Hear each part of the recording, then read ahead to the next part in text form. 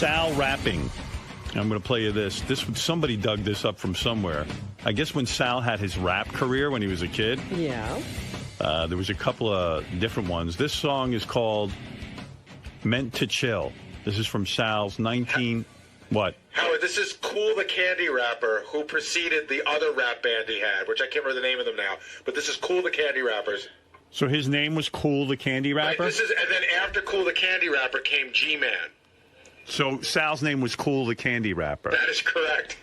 What did Sal's father think of him rapping this black art form when he was such a racist I don't know. guy? Like Sal's whole, Sal's like kind of racist, and everyone's racist, but yet he's completely enamored with black culture. Yeah. Doesn't make any sense. I'm considered fresh, the people call me deaf. You put me to the test, see, I am the best, cause as the beat goes, I control it. Listen to the candy. I like that his song is about rapping and he's the best. Oh my God. And he's not even close. That's pretty fucking crazy. Every rap song is I am the best because I am Candy Rapper. Right. I am the best. Every rap song, the guy's the best. Yeah. Yeah, but at least those guys are good. At least if he can't, he knows he's not that good. I'm mediocre. That's what he should be saying. The people call me deaf. You put me to the test. See, I am the best. Cause as the beat goes, I control it. Listen to the candy and you will know it. So the rest of your bitches don't make me puke. You too, rapping dude. Give me the mic and I'm just to kill. Cause I'm Cool the Candy Rapper and I'm meant to chill. Who's going to buy that? That is so embarrassing. Yeah, right. Thank God I don't have something like that on tape. Here's his other breakaway hit, Chillin' with the Posse, Candy Rapper. Yeah, of course. Yeah, he's chilling with his posse. And he's playing it like he's black. Yeah, and yeah, you're right. The hypocrisy is It's ridiculous. Yo, give me something to bug to, man. Give me something to bug to? Oh, I get douche. Why would he bug to that? Douche. He's a douche. Because he is a douche. He would bug to this. Yeah. I'm going to bug to this. He's gonna bug to a lame piece of music. Give me something to bug to. Imagine if this had become a big hit. Oh, he'd be impossible to deal with. Yeah. Sounds like that guy in The Honeymooners, Ralph Cramden. He's always got a new idea to become famous or a new business. Yeah, but this is like if my son put out a tape like this, You'd say you're a retard. Yeah, and then I would have to kill myself. I'd throw myself off a building.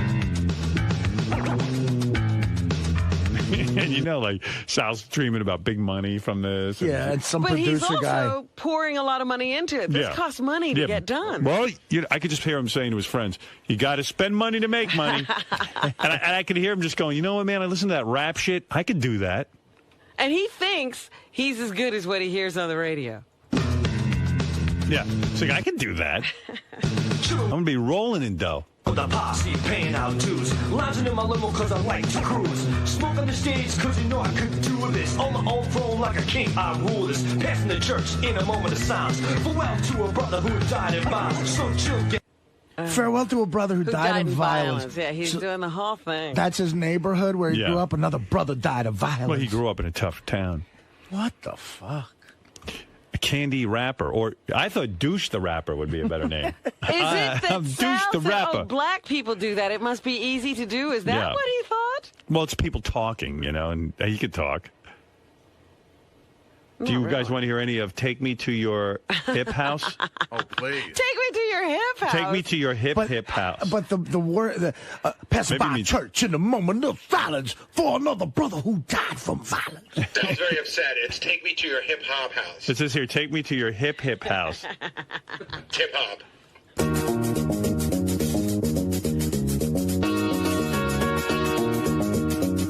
Yeah, coming at you.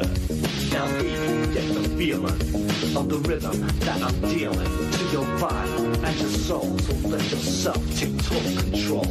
So wet 'em and spread 'em and make 'em nice and wide. And get my bass, put it to your face, girl, till it's ready to slide inside. And with one touch, not too much, I'll make you see to feel you need. With this jam, I'm ready to slam. I'm going to make so much money. Was he a wigger? No, it was one of another one of Sal's get poor quick schemes. I'm very poor, and I'm going to make myself poorer. No, but being on this show is a get poor quick scheme. Right. Mark, you're on the air. Big fan. Mark, go ahead. Hey now. Yeah, I love it. It's some pretty good rap there. You should go head-to-head with Isaac. Yeah. Douche the rapper. I love it. All right, thanks. Such a fag. Yeah.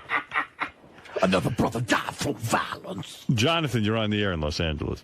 Yeah, it's Vanilla Sal. Vanilla Sal. There you go. Vanilla douche. You're a douche, Quillo Sal. Run the young douche. All the young douches. So come on, girl, just lift your feet and house me. To the hip-hop house. Arouse me. To the hip-hop house. Yeah. How much money did Sal fork over to some producer riffraff fucking thief? He'll never be honest, but I bet you he spent at least 10 grand on all this. Oh, God. At least, minimally. Because Hulk Hogan's trying the same shit with his daughter, and what is he up into, $5 million? Four. I mean, that costs a lot of money. Four, but who's counting? Yeah, his old man's like fucking selling pizza.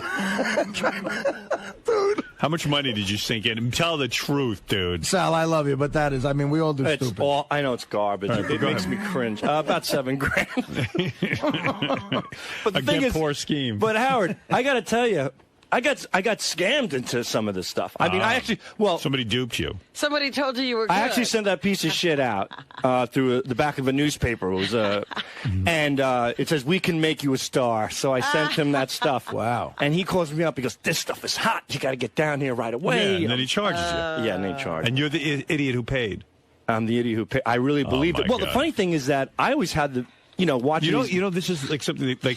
The local news always sends the local consumer fraud reporter out. And there's only been 1 million of these. They say, if you go to a modeling agency or you go to a record company, and they say to you, you're next big star, but you're going to need to put up some money. Yeah. Get out of there. It doesn't work like that. Right, that's a template for shame on you. Is what right. Shame on you segment. Younger comedians or sometimes people who want to become actors, they ask me for advice. The only thing I can definitely tell you for sure is if you go to a manager and he goes, I'll manage you, but it costs this much, that's bullshit. A legit guy will never ask for money. When you go there, so the guy said, look, this is great, but what did he say? He said, you're going to have to put up the money for the recordings? He said, yeah, but it was such a setup now that I look back. First of all, it was bad photoshops of him and the Fat Boys on the wall. Yeah. And I always thought, back then I didn't put 2 and 2 together, but now I do. And you do? And him you really think you now put 2 and 2 together? Now I do, in retrospect. Then I was like, I finally made it. This guy's got pictures with the Fat Boys, whatever. And he plays the tape, and he stops the tape, and then he calls in 2 people, go, you got to listen to this. Like 2 other people. They're probably still laughing about you. Those 2 people were cleaning the toilet. Right, but no, it was obviously like those 2 people were maybe on standby, and this was a routine he was doing. So he plays it, and their jaws drop.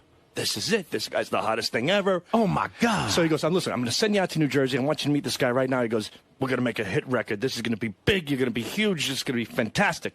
So he calls up this guy, and he goes, take this tape to him right now. So I drive out to New Jersey. You drive it out to New Jersey. I have my mom drive me out there. Right. And your mom, she's as gullible as you are. Yeah, my mom just working in the pizzeria, whatever. Right. We don't tell my dad because if he finds out we're spending money for this horse shit, he'll kill us both. You should have told your pops. So we drive out to New Jersey, and then, Howard, I swear to you, it was a beautiful studio. 48 tracks, state-of-the-art design. I'm sure it was. Yeah, right. The guy pops in the tape, the engineer. And again, it's the same motion. He's tapping his foot. Holy shit, unbelievable. I can't believe what I'm hearing. You are the next sensation. You're going to be huge. Oh, boy. He had a big empty recording studio, so he had to make a deal with the devil. Yeah, dude, there were cobwebs all over the place. So he's like, this is it, huge, blah, blah, blah. So now I'm convinced, finally, like you said, Ralph Cramden finally got the pot of gold at the end of the rainbow. So he sits down, he goes, okay, this is what we're going to do, 48 track. He goes, we're going to get singers in here. He goes, we're going to get backup singers. We're going to get guitarists. We're going to get keyboard players. We're going to get some of the best of the best. He goes, we're going to work this day and night. You're going to have a hit record. It'll cost you $7,500. So now I'm like, wait a minute, this doesn't make any sense to me. That's when you should have left. I thought I was the superstar. Right. So I go, okay. So now I left. Okay. Did you say to him, gee, I thought the record company's supposed to pay me? Well, I didn't say it to him because I didn't have the balls to do that because Right. I was so pumped up. Right. I felt intimidated to say, wait a minute. How old were you? I was 16. And think how much of a dirtbag that is. He sees a kid and he's playing on his emotions. Just shows you how stupid you are, though. Thanks, man. They wait for people like you. You're the mark. Right. Yeah. So and even did you ever watch television news and they go, shame on you? Well, hold on. To follow up, you might be a little proud of me. Right. I went home. I go, I don't know about this. This seems a little fugazi. So I go through the yellow pages and start calling recording studios myself. Now I go legitimately to a recording studio. I play him the tape. The guy doesn't tap his foot. Yeah. The guy doesn't snap his finger. The guy doesn't call anybody. He plays 10 seconds of it. He goes, yeah, what do you want to do? How many hours you want? Right. So I said, how many will it take to really record this to make it, 48 track best? He goes, tops $750. So I'm like, beautiful. Now, this guy recorded De La Soul and a lot of great artists. He was out in West Islip. Legitimate place. He wasn't giving you the musicians and stuff. So no, he was the other guy was for $7,500. You get all the musicians. Everything. Right. Well, what had happened was that package deal. This guy, if you put it together, the manager who called me, he's in cahoots with recording studios that want to fill up dead time. You think? Well, that's exactly what Howard said 5 or 10 minutes ago. Sal's just figuring this out now, 30 years later. It sounds like, wait, I think I've put this all together. So I go back to you went back to the $7,500. My manager, thinking he was going to be so happy that I can record this masterpiece and afford it. Right. So I walk in and I go, hey, I don't want to say the guy's name. I go, I can't afford the $7,500, but I got this guy who produced De La Soul, only $750. I go, we could do it. We're going to be, I'm going to be a star. So he looks at me and goes, what are you kidding me? That guy's a piece of shit. You're an idiot. You went over my head. I was about to make you a star. And he goes, you did. He goes, you want to make it? I go, yeah. He goes, then you stop right now. You listen to me right now. You get that $7,500. He goes, right. He goes, you might not be able to afford $7,500. He goes, but I got another guy I want you to see in Comac. Wow. So what'd they get you for? Did they end up getting you for the full $7,500? No, so I go to the guy in Comac, and I get the same rap. Right, and how much But was the guy in Comac, this was even better. What? He pulled the best scam on me ever. So I go to Comac, he goes, listen, your manager's right on the money with this shit. So on the money. He goes, can I ask you one question? I go, what? He goes, can I make a phone call to another record company? You didn't sign with him yet, did you? So I go, so good. So I go, no. He goes, man, if I make a phone call to this company, he goes, I think I could get you the hottest deal. He goes, this is so hot. I know these people, and the guy you're working with is great. He goes, but I think I could get you a better deal with this record company. So I go, sure. He makes like some fucking phony phone call in front of me. Right. You're an idiot. You are an imbecile. He puts the phone by the speaker. Mm-hmm. Yep. Right? He goes, yep. He's going, right. Back and forth from this. I'm like, wow. I go, this is unbelievable. I go, now I got two guys. It's a bidding war for my music. Right. And I fall for it. And then you're an imbecile. This guy hooked me. He hooked me. How do those guys sleep at night? And how much? How much did he hook you in for? That guy originally gave me a price for $4,500. Yeah. And how'd they get you up? Well, no. He got me for $4,500, but it ended up costing me with him. I went to the bank and I took out a loan with interest and everything. Yeah, and my mom co-signed it. Almost retarded. Your mom co-signs. Yeah, but I paid off every nickel. Good for you. So, and that was, and then, so now I record this piece of shit. By the way, Howard, the final product of that 48-track recording is "Shake It," which Fred plays all the time. Yeah, we like that was one. the masterpiece. That was the man. This is the fine. Yeah, I like "Take Me." So this is the 48. This is the single. Yeah, I can hear the difference. Yeah. The other musicians are all in on it, I guess. Yes, and Al Greenwood from Foreigner did the keyboards on Hey, it. can I ask you a question, though? When you went back to the guy for $4,500, did you ever say, but I found a place that could do for $750? Yeah, I just did that. I went back to my manager, I got a great deal. So he goes, no. But how much money do you think these guys can make? $4,500. Well, what happened? The guy has They the are studio. bringing in musicians They and brought in stuff. legitimate musicians. They had to pay them something. Yeah, I don't know. But the funny thing was, without a doubt, I was never there for these recordings because these. Did your mom or you ever say, gee, I thought the record company is supposed to pay us. We're not supposed to put up the money? What record company? Right. I always thought that. You always read about these rappers and how, they became overnight successes because they found a guy who took them under their wing. Right. I was the guy. No, I was the jackass that walked in. So after I recorded this, and I was going to be this big star, all of a sudden all the negotiations fell through. Like the record company from this guy who, the new engineer who called, didn't get back to him. I go down to my manager. I go, hey, we got the final product. He goes, great. He goes, I need you to go to this tape duplicating business and make 500 tapes, cassettes. He goes, I have to send them out and distribute them to all the record companies. How much so did that cost you? Yeah, well, that's the thing. That cost me another $1,000. So I said to the guy, well, but hold on, man. So I said, look, I really, you're an asshole. He's only 16. I know. You're a fucking idiot. Sad. What a moron. Yeah, so I go, okay. You know, at 16, this might have happened. And I'll never forget. Sal, I could fucking get you a record contract if you give me 10 grand. I know. I go to Deer Park with this. I'm so deflated with this tape, and I pay that. So that's that money. $5,500. So Yeah. you make the 500 copies? Do you bring the 500 copies Yes. to the guy?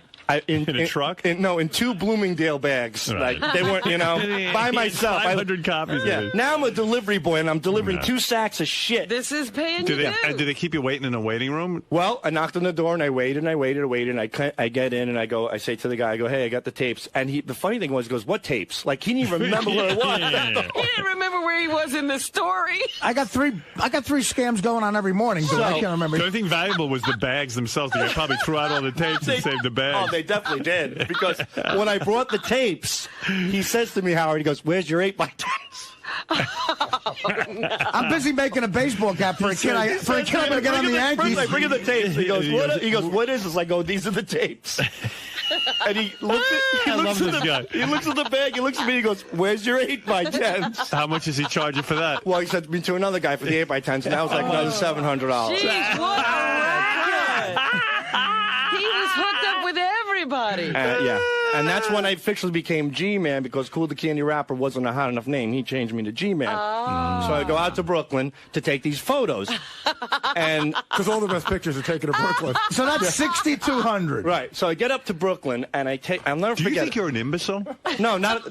They thought I was. No, but you are, At that point. But I mean, you've got to even sold on a dream. So many people fall. I mean, when come on. No, Howard. When you're so okay. Why do you think they're in business? You think he's the only one they made? But I've never actually met someone who fell for it. Like, this is amazing. Well, it's not over yet. I go to take the pictures, and here I am. I think I'm a star. I got my, what kind of pictures did you take? Like oh sexy... my God! This guy had like this cheap piece of shit backdrop. It was like pink paper. And he rolls it down. It's a tiny room. He's got a sink and a little oven. He's cooking like Campbell's soup. This guy looked like he was smoking crack all day. So the photographer. Here's the funny thing, Howard. When I walk in, he goes, "Who are you?" He goes, "Who are you?" That is the greatest. Where are your tapes? I'd love to make a movie about so this. I was sent by so-and-so. And he goes, oh, okay. He goes, do me a favor. And he's eating the soup. He goes, roll that down and just tape these corners. So I have to roll. Oh, my God. I roll, but he doesn't even. It was so cheap. It was so fucking cheap. And you know that paper backdrop. So didn't that give you an idea after all these? Nothing. No, I just keep thinking, I'm a star. This is what you need to do. I'm paying my dues. I taped the paper down, right? He goes, just roll it. He goes, there's duct tape there. I go, okay. I didn't care. He was eating. Now take your pants off. No, well, came close. I step on the paper with my shoes. Yeah. And the fucking guy slams this thing, goes, you fucking imbecile. He goes, you got stains all over the paper. You know how much that shit costs? He reaches for a can of pencils. Yeah. Gives me pencil erasers, got me on my knees, and I'm erasing the foot scuff marks on the paper. Not only do you pay to have this he's done, yelling at me, clean. and you have to clean his room. And you gave him $700 cash at the end of the shoot? That my mother covered as well. Oh. So then... What's with your mother? She's She's got less sense than you. No, if you grew up in my house, believe me, I think she probably realized I was an imbecile, but she took sympathy on me. Like, I don't know, maybe she wanted to declutter all the shit in my head. How many scams does she fall for every year? Not many. I was the only one that did it to her. Yeah. So I get back, and I get in the 8x10s. Like, if your mom gets a letter that says, we have $80,000 sitting for you in a bank account in Israel, and all you have to do is send us $5,000 and it's yours, would she send the money in, you think? I don't think she would. I think she would. No, She's got to be one of those. And you, too, I think you would. No, I wouldn't. Howard, do you think if Sal was a woman, he would have blown everyone in the story? Yeah. Like they would have totally gotten him to, like... Right. Yeah, oh, yeah. I think there's a chance it's still out. Right. Yeah, he's not telling us that part. So I get him the 8x10s, and I go back again. Right. How many 8x10s do you have now? I don't know. They sell me it's like a whole case of this stuff. I think I have still a few at home. They're awful looking. You could tell there's nothing put me. He's like, stand there, don't move. 2 snapshots. They threw me out. Right. That was it. Oh, $700. my God, they're like $700. passport photos. Right. Yeah, and there's people in the waiting, like not in the waiting room, like in the lobby there. Yeah. It was like a fat soccer mom with her 2 ugly kids that she thinks are going to be eventually like, you know, Oh, they're idiots. Models. beauty pageant. Yeah. Oh, they're idiots Actors. because they think their Well, kids they- are going to be models. Your mom thought you were going to be a rapper. Wait, hold on. They fell within the same idiotic realm Right, we exactly. were in. You know, we're all in the Okay. same group. All right, so you bring back the pictures. Now you have the garbage bag full of tapes. I have 2 garbage bags full of tapes. Well, at least I you have brought them in garbage bags. You saved the guy the trouble of having to put them in garbage bags. You know what I mean? Here, please deliver these tapes in garbage bags so the guy can just throw them right out. Could you put your 8x10s in the garbage bags as well?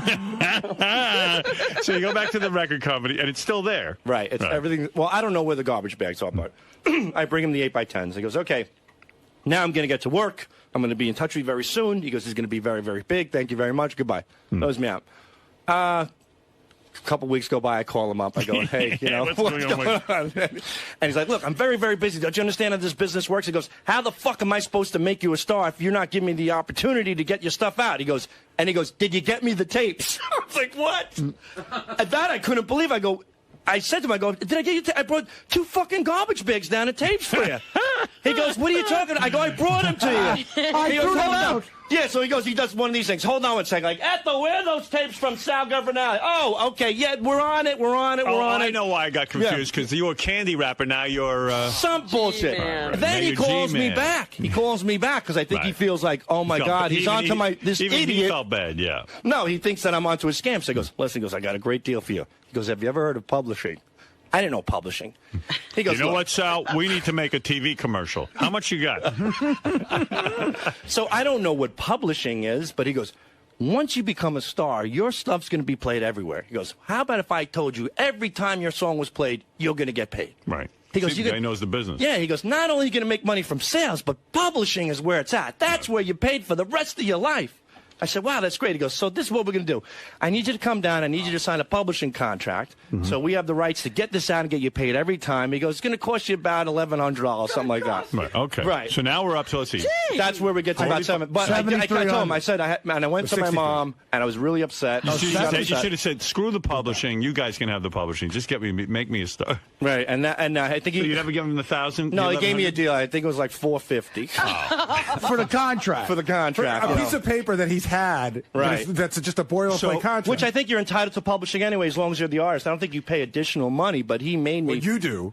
I did, like So an idiot. And, $450 for the publishing contract. and that's it. Never heard from him ever again after that. Did you call him a couple of times after that? Yeah, never You know, returned my- this story's probably 50 times funnier. You know, he must have been calling and calling. Well, I did. I called all the time, but I he wish I wouldn't. had those calls on But here's the tape. thing: after all that, a year goes by, and I notice his ad's not in the paper anymore. Oh. But there's a new name. You know what I mean? So I call up that, and I'm like thinking, hey, maybe this is a legitimate company who like my stuff. He picks up the phone. Oh, they went He through a can name get you change. all over This went through a again. name change, right? Yeah. So Yeah, did you get me those tapes, So Sal? so when he picked up the phone, did you say to him, hey, this is Sal, remember me? no, I didn't say anything. I was just like, Sal, you know what your problem is? Your music's a year old. You can miss the mark. We got to start all We got to over. make a. So from my math, that's $6,650. Something Yeah, I like said that. about $7,000. Yeah, around there. Round 2, just for you. I wonder if he even listened to the tape. Nah, not One time of my rhyme, I'll do it fine. So it's sure to be in line. Until you fall, I hear you call. For my Yeah. I got a report on Sal, by the way. I heard that Sal was out performing this weekend. Friday night, second show. I heard Sal got really, really drunk. Usually It does 10 or happens. 11 minutes.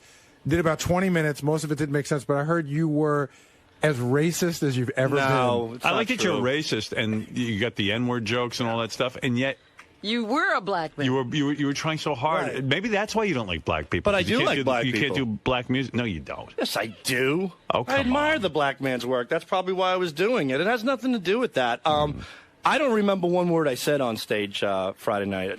Bob and Then how do you Chewy, know you weren't racist as ever? You're a self-hating wigger.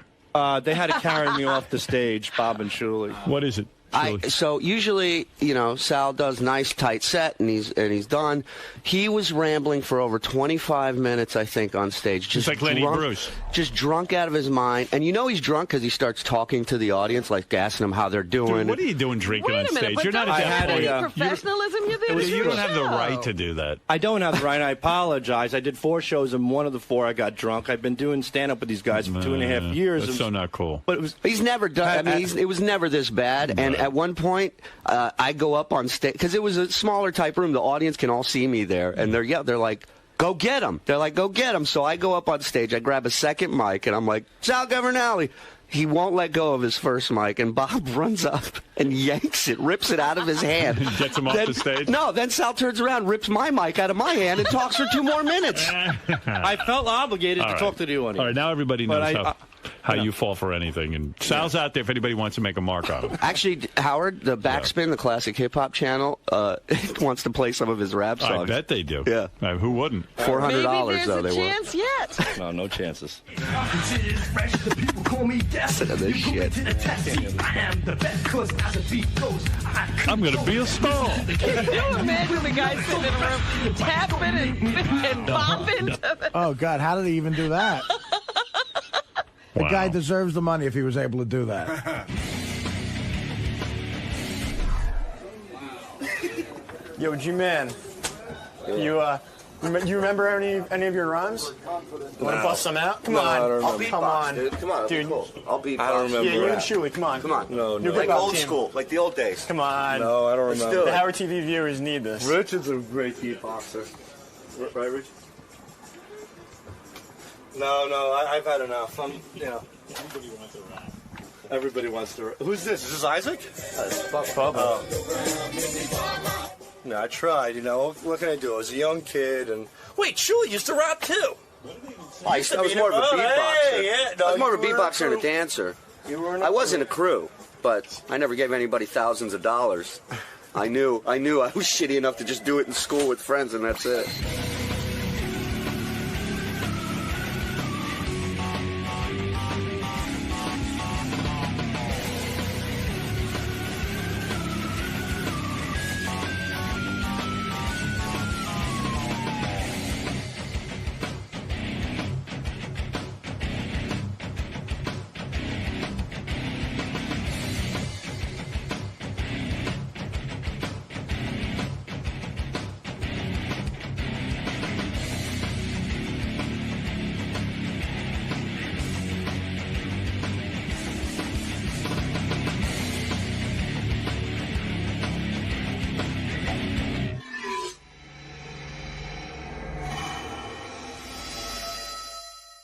Morning before the show, and I go, "Hey, I haven't showered in 2 weeks." I was just kidding around. Mm-hmm. He goes, "No, I showered last night." So I came into Carrie. I go, "What's with Richard showering last night? Is he getting ready for the party?" He goes, "No, Richard, we think got engaged." What? Yeah.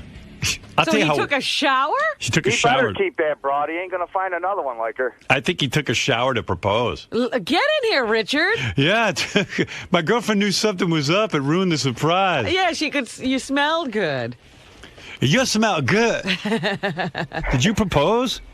Is that what's going on? Yeah. Yeah. Are you kidding me? You're going to ruin that girl's life? And we knew it because it was on Facebook. Oh, she went. That was the first thing she did was post it on Facebook. Oh, my God. We knew something was up because you were Steven Singering around here. Oh, was he? See, Yeah, I like missed all of that. You got your ring from Steven Singer. Yeah, yeah. I got to thank Gary for helping me out with that, and Leanne and Tom and Steven Singer. Everybody there was awesome. Yeah, they have a great crew over Yeah. Oh, they rule. Yeah, so he got the ring over there. And what did you do? How did you propose? Just taking a bath? I touched it. I rubbed my balls. I bathed. Why did you seduce her by taking a bath? Like, why did you really just bathe because you thought, well, if I'm going to propose, I don't want to smell? Well, of course, yeah. I mean, I might have bathed anyway, but who knows? It had been a few days. I put on my best Iron Maiden T-shirt for the occasion. No, I wore a button-up shirt. Where and we were you? Was this just in the apartment? No, we went to our favorite restaurant in Long Island City. This McDonald's. No. Oh, it's a place you can go and drink forever for almost nothing. Oh, we had a few drinks, but it was a How's your place gout? called She. It was awesome. Oh, it's great. It's great, yeah. Actually, some podiatrist associate Association heard me talking about it, and supposedly they want me to do a public service announcement about gout for the holidays. Oh my like to warn people. Is it a big deal on the holidays? A lot of people come down with gout? Man, It is. He's working that whole gout angle.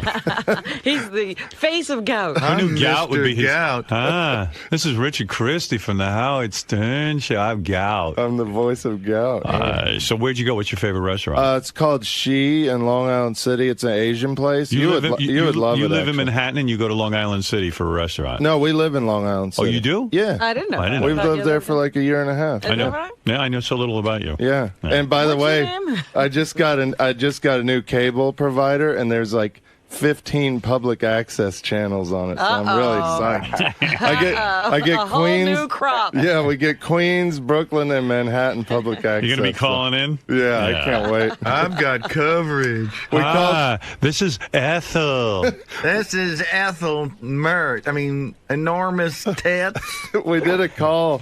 I don't know if you saw it. It wasn't really good enough audio for the air, but we called a Santa Claus that was on public access. Where is that? How I come sent you a video. It's more of a funny visual. Oh, I didn't have time this morning to open it. I ran out of time. It's on Lotus Notes. It's pretty funny. Who called you, and Sal? Yeah. And it's funny that there was Santa Claus, there was an old lady knitting that was supposed to be Mrs. Claus, and a kind of chubby guy that was supposed to be an elf in green, and the elf recognized my voice. Oh no! And so I said I was Ethel, and I want to say what my grandson Rusty wants for Christmas, and the elf goes, "Nice try, Richard."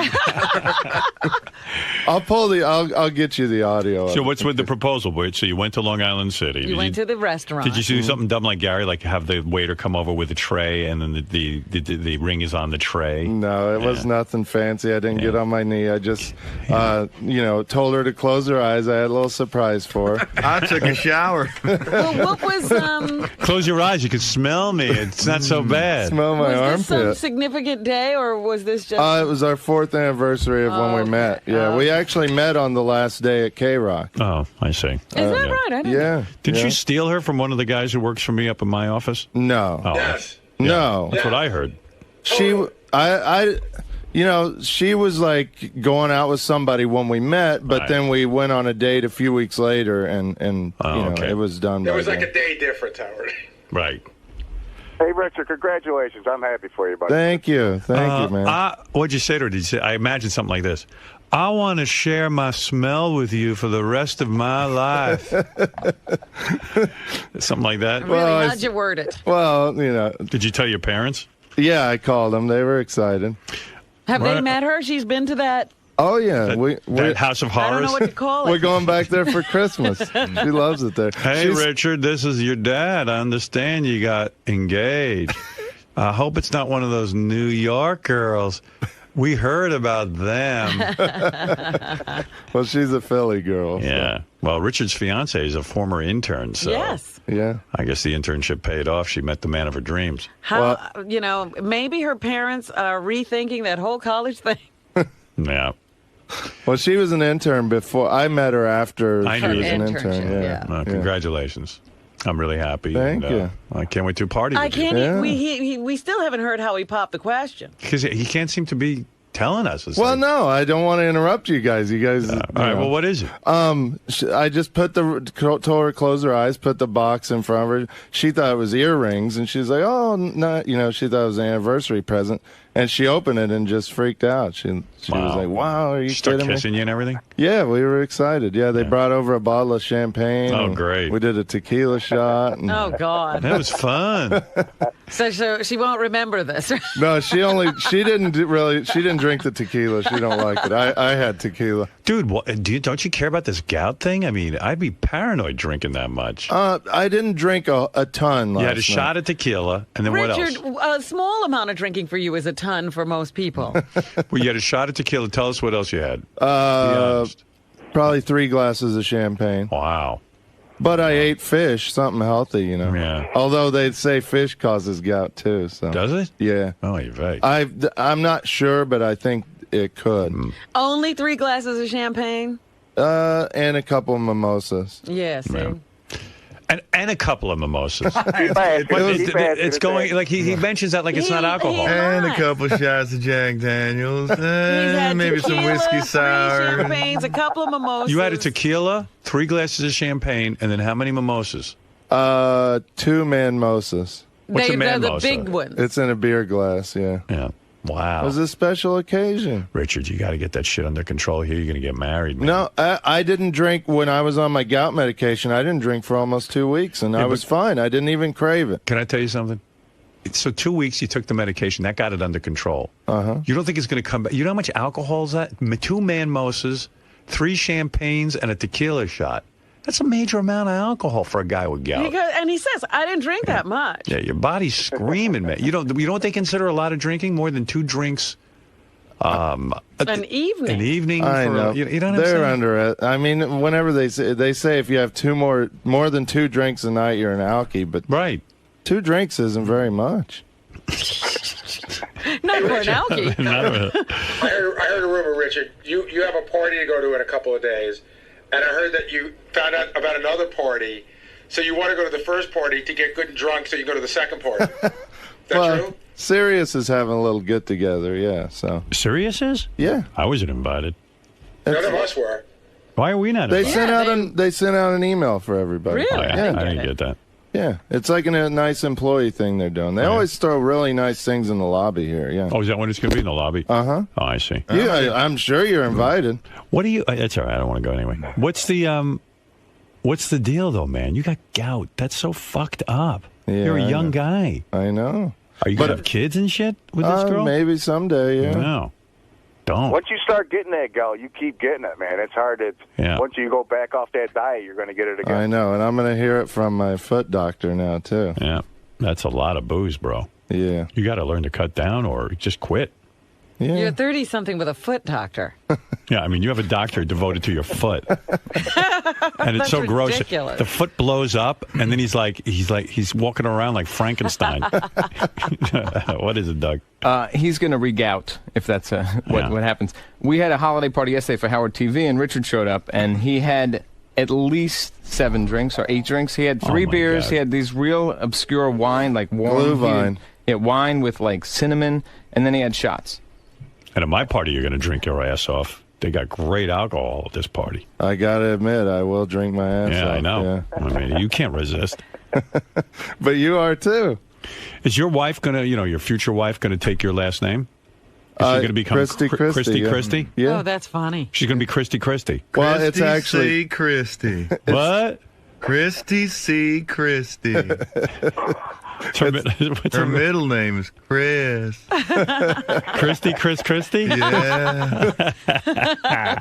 You know what her confirmation name is? What? Chris.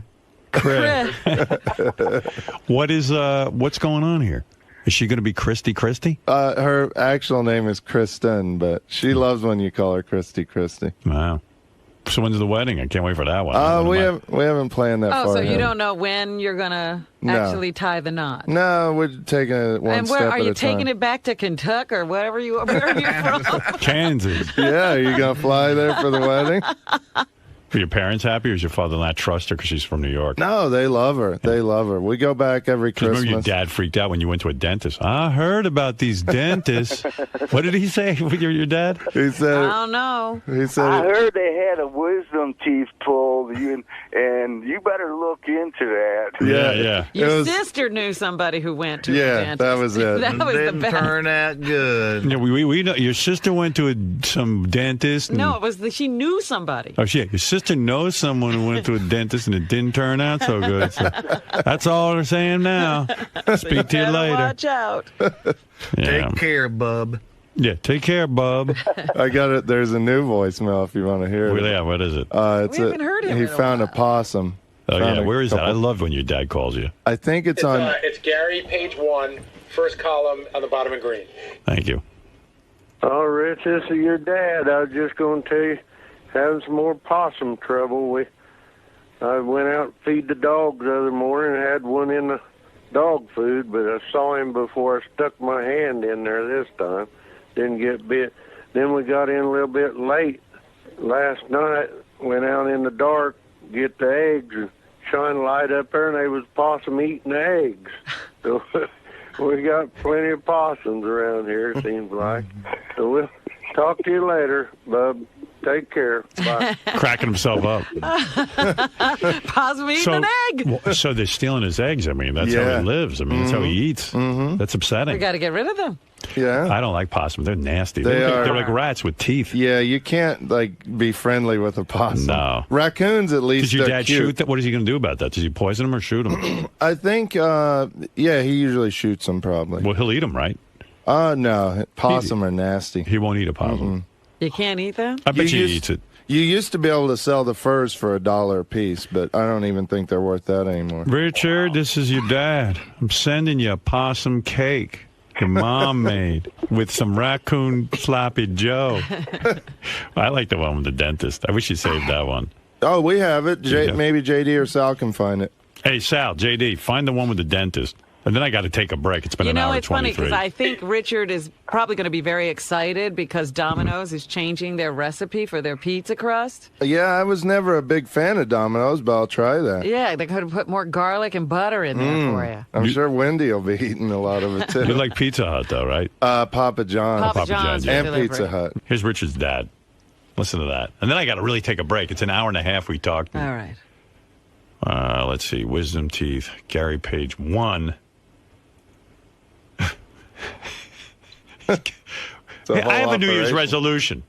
Can we eliminate some of these pages? There's a bunch of them You there. can eliminate it, but it's still going to be 2 or 3 Gary pages because you can't get everything on one page. Your pages aren't the problem. It's just all the other ones clog up from you getting to yours. I'll clean them up. All right. Richard, this is your dad. Talked to your sister, and she said she knowed people that had their wisdom teeth pulled, and it took them a long time to get over it. So maybe you better think about it till it starts hurting or something. I don't know. That'd be hell if you had to miss a bunch of work. So we'll talk to you later. Okay, bye. How many times a day does he call you?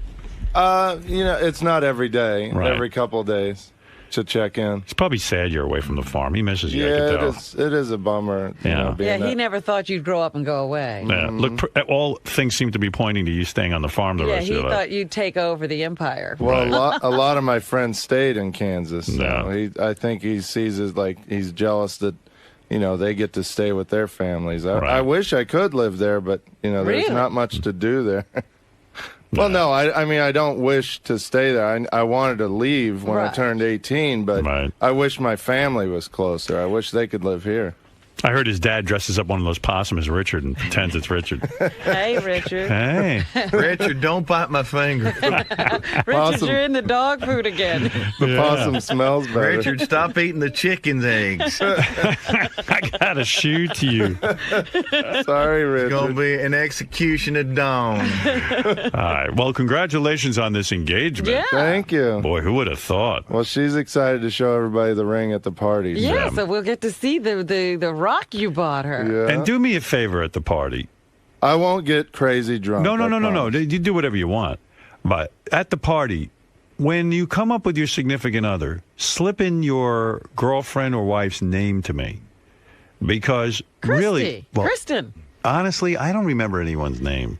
Everyone assumes I do. Sometimes I'm not even sure what your girlfriend looks like. I haven't met her that many times. We should have name tags. Do you mind? Listen, just so I walk up, hey, Richard, what's up? You know Christie. You remember Christie, and I'll go, Richard, you fucking asshole. Of course I know Christie. Could you do that for me? I will. Yeah. Howard, this is Christie. I know Alice and Fred's wife.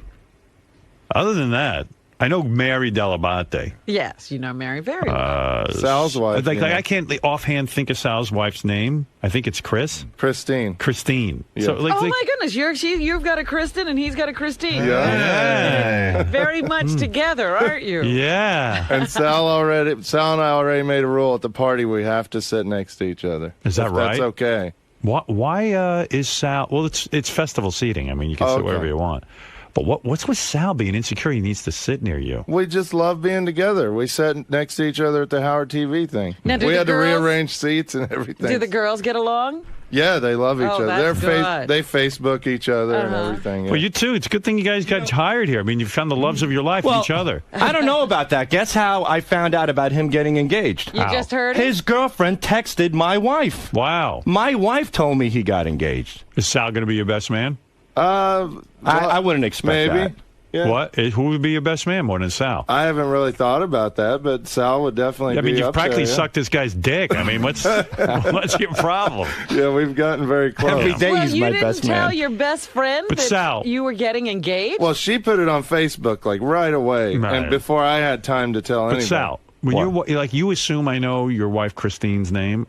Like they just reminded me. I Yeah. don't know. Like if people would just walk like. I don't know. Like I don't like if you tested me on who's going to be there and what their wives' names are, I would. I'm not even sure who's married. Dude, I don't even know my wife. I've been calling her so many different things. I forgot what her original name was. But like, okay, for example, John Hine. I walk up to him. I don't know John Hine's wife's name. Bill. Bill? Oh, you're terrible. Anyway, congratulations on your. Thanks. Okay. And we have a nice gift for the whole office coming at 9 o'clock. Good. All right. Special gift. Something that you won't like. Champagne.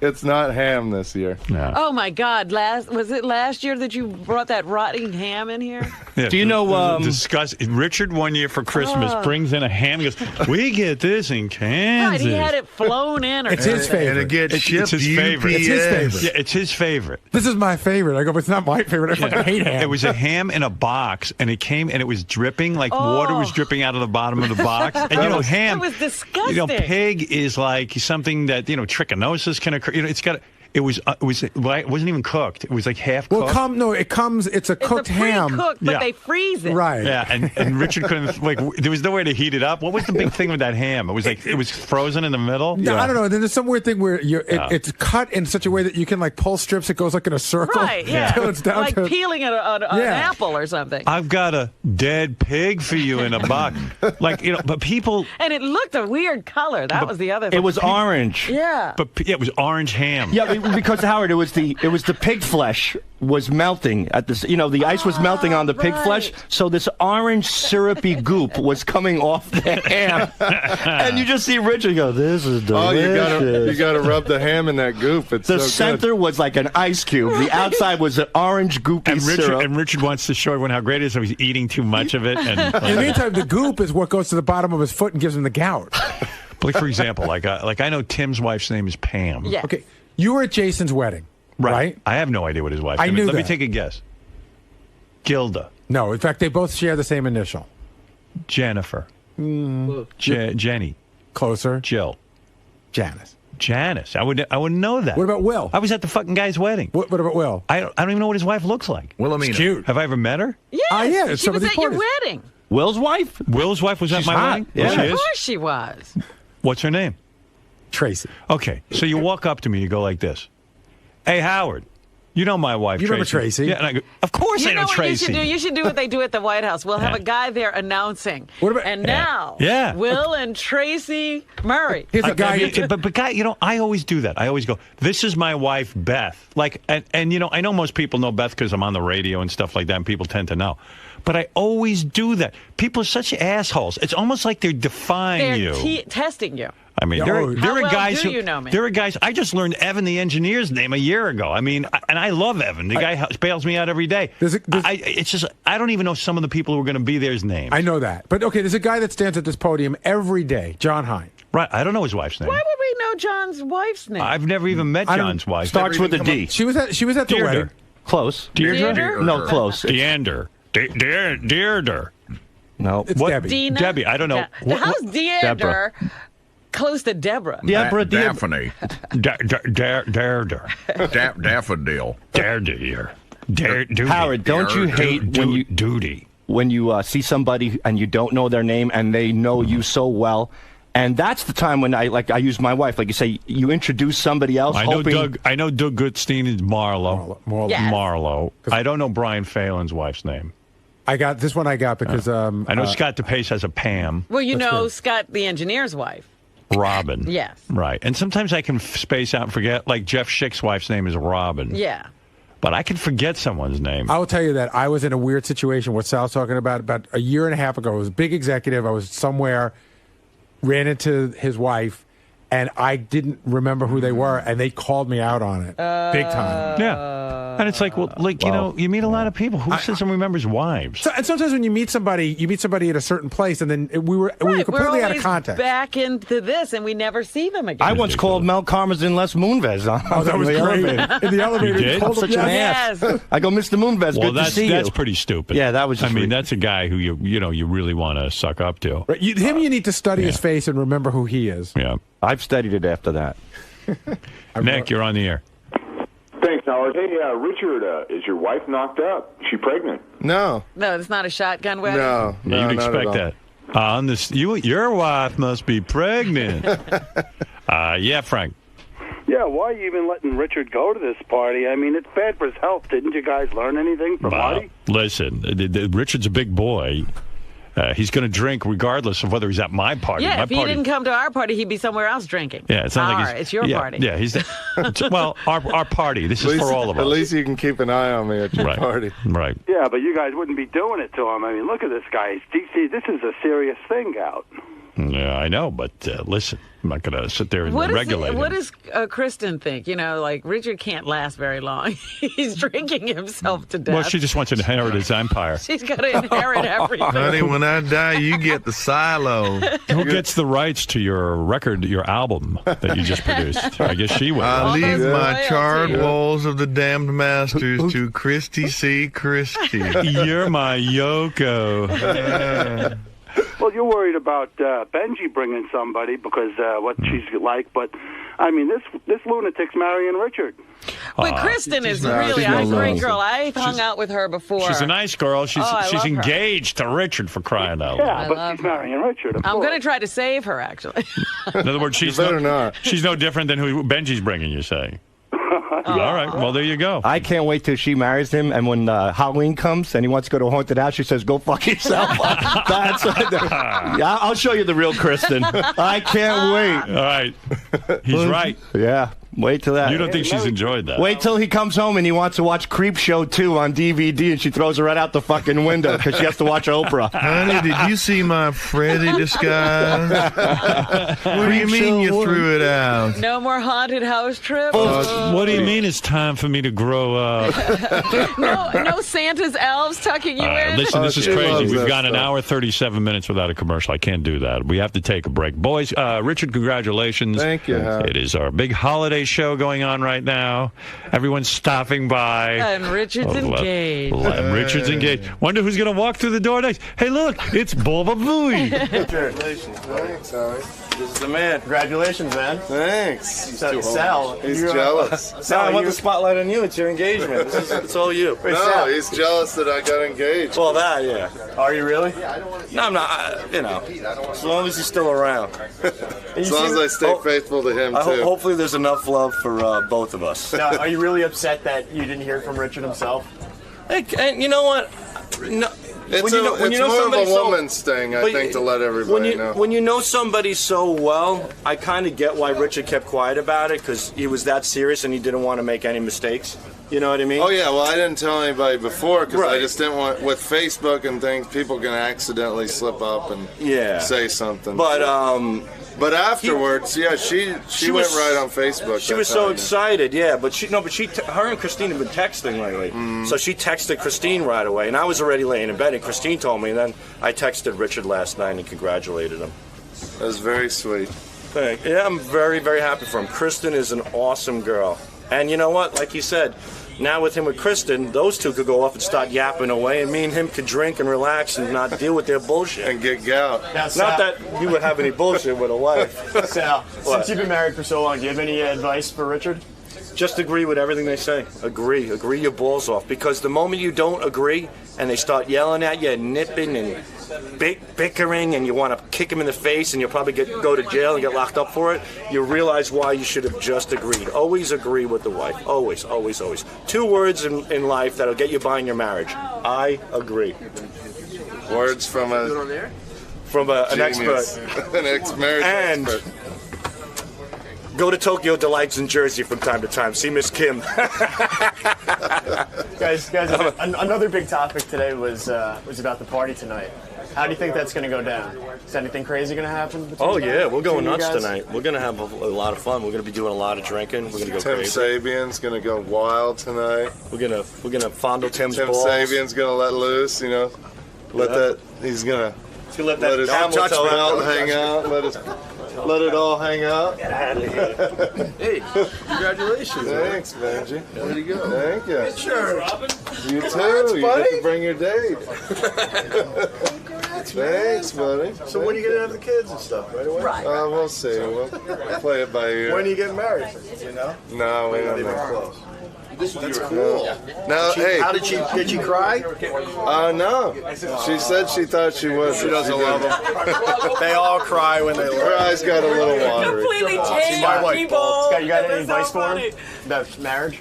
I mean, just try to keep things the same. I mean, I don't know. What fucking advice? Give him the old.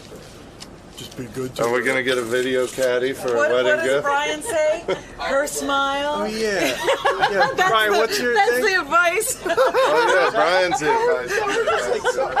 What'd you say to Howard? Do you have any advice for Richard? Oh, yeah, Richard, for you? When you see your wife smiling, just take her happiness and know she's happy, and you'll be happy as well. That sucked compared to the one you said to Howard. Yeah, well, He's forgotten the I word know. already. I forgot how it He goes. rehearsed it. It's when been a he couple said of it to years. Howard. It's been a couple of years now. I forgot how it goes. That was very sincere. Thank you. Or my new saying, want what you have. Live your life. Want what you have. Live your life. Want what you have. What? This is the best of the wrap-up show. A recap and behind-the-scenes look with John High and Gary Dell'Abate. The best of the wrap-up show begins now. On Monday's wrap-up show, Donald Sutherland, the actor, came in to promote the Hunger Games. Ganji and him got into it. Ganji was really annoying, but it was Ganji. Let people think it's Ganji. Ganji was real annoying. Why don't you watch, see what you think about it.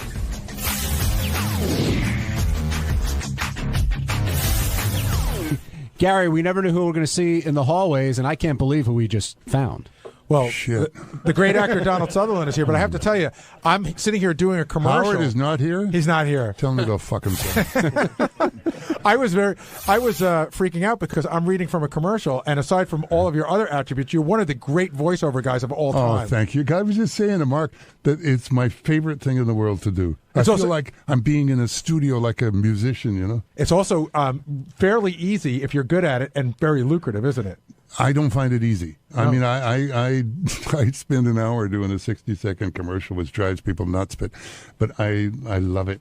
Well, you're great at it. You're great at it. And you told Howard to fuck off. Are you a Howard fan, or are you familiar? What's your experience with Howard? I think if you're not a Howard fan, you don't tell him to fuck off. Fair enough. And in having you up here today, today on the show, a gentleman came in with an app for his iPhone and measured how ugly people were, and a lot of people are very upset by this. Oh shit, man! Ronnie, in particular, over there across from you, upset, John. scored a 0. Hey, can I tell you a story? 0.0. A quick story. I auditioned for a movie in 1962, the first movie I'd ever gone up for, and I did it. I thought really well. I thought, as they say now, I had nailed it. And I came home, and my wife said, "How did you do?" I said, "I don't know, but we'll see." The next morning, I waited for my agent to call. This is 1962, right? And the phone rang, and it was the writer, director, and producer all on one line talking to me. They were so excited. The writer said, "Oh, I was just thrilled with your work. I rewrote stuff. And the director said, I had a whole new idea for the scenes."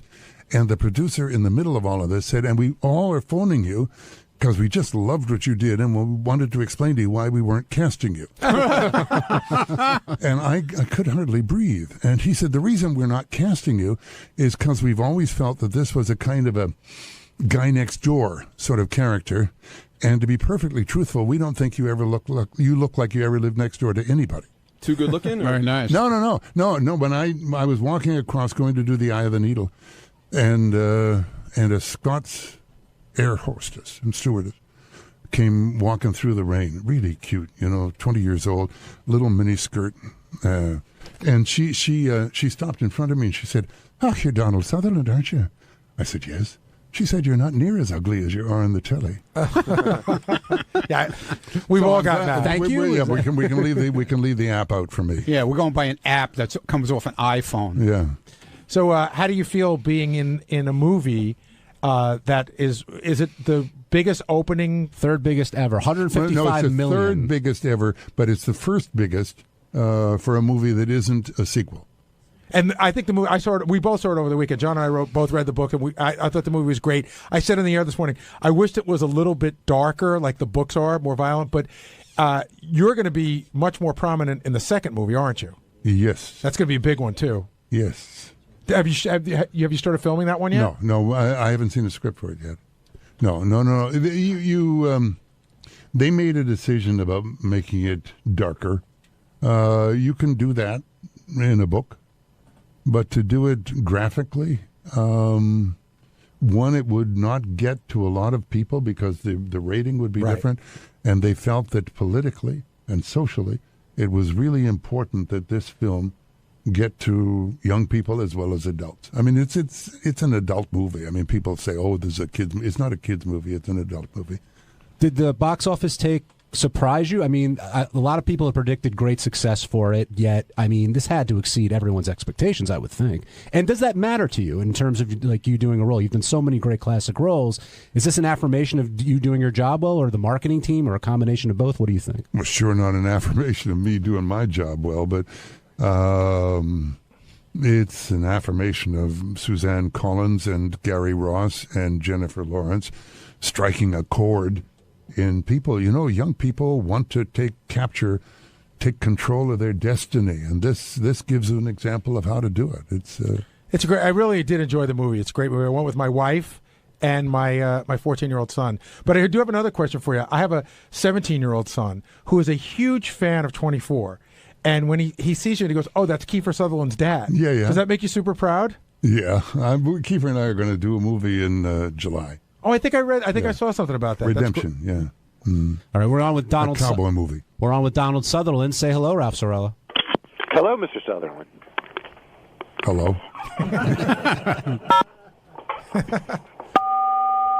That means Ralph's excited. He's leaning on the buttons. Contain yourself, Ralph. No, we lost Ralph. Oh, well. What a shame. But that was inappropriate. What, you mad at Ralph? No. Ralph, that's what you say over the side of a sailboat, isn't it? And with Hunger Games, you play the president, and he clearly isn't the nicest guy in the world. Oh, no. He's a very nice man who's doing a very difficult job.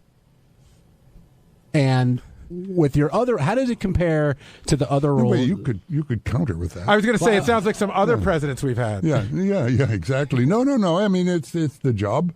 And he recognizes when you have to kill somebody and when you don't, you know? He definitely plays by his rules, no doubt about it. But in all the roles that you've done, what's the one that you're what do you get the most? Hey, I remember you in, or you were so Kelly's great in? Heroes. And is that the one you're the most proud of? That was a great movie. It was a lovely movie. I had a wonderful time. Did you see? I loved JFK. I loved that. I just had a little piece to do in it, but it took me 3 months of work every day to prepare for it, and then just to go and sit and do that for Oliver. We did it in one morning. I don't know whether you saw the movie. It's a character based on Fletcher Prouty, and I loved it. Hey, I was just looking you up on Wikipedia. You have a son named Angus. I do. Yeah. His name was Redford. Yeah. I have a son named Rossif, a son named Rogue, after Nick Rogue. After Will, who works here, has a brother named Angus. I don't care. I was in the middle of telling you no, you don't have to apologize for that. When my wife took our son Rossif to school, she had the baby Redford in her arms, and the teacher in Los Angeles, when she said, "What is the name of that baby?" my wife, who was French, said, "Redford," and the teacher said, "You can't name him Redford." So he ended up being named Angus. You buckled to the pressure of some teacher? I buckled to the pressure of so my wait, wife. his first 5 years he was a Redford? No, first year, and then for 2 years he was Bonbon.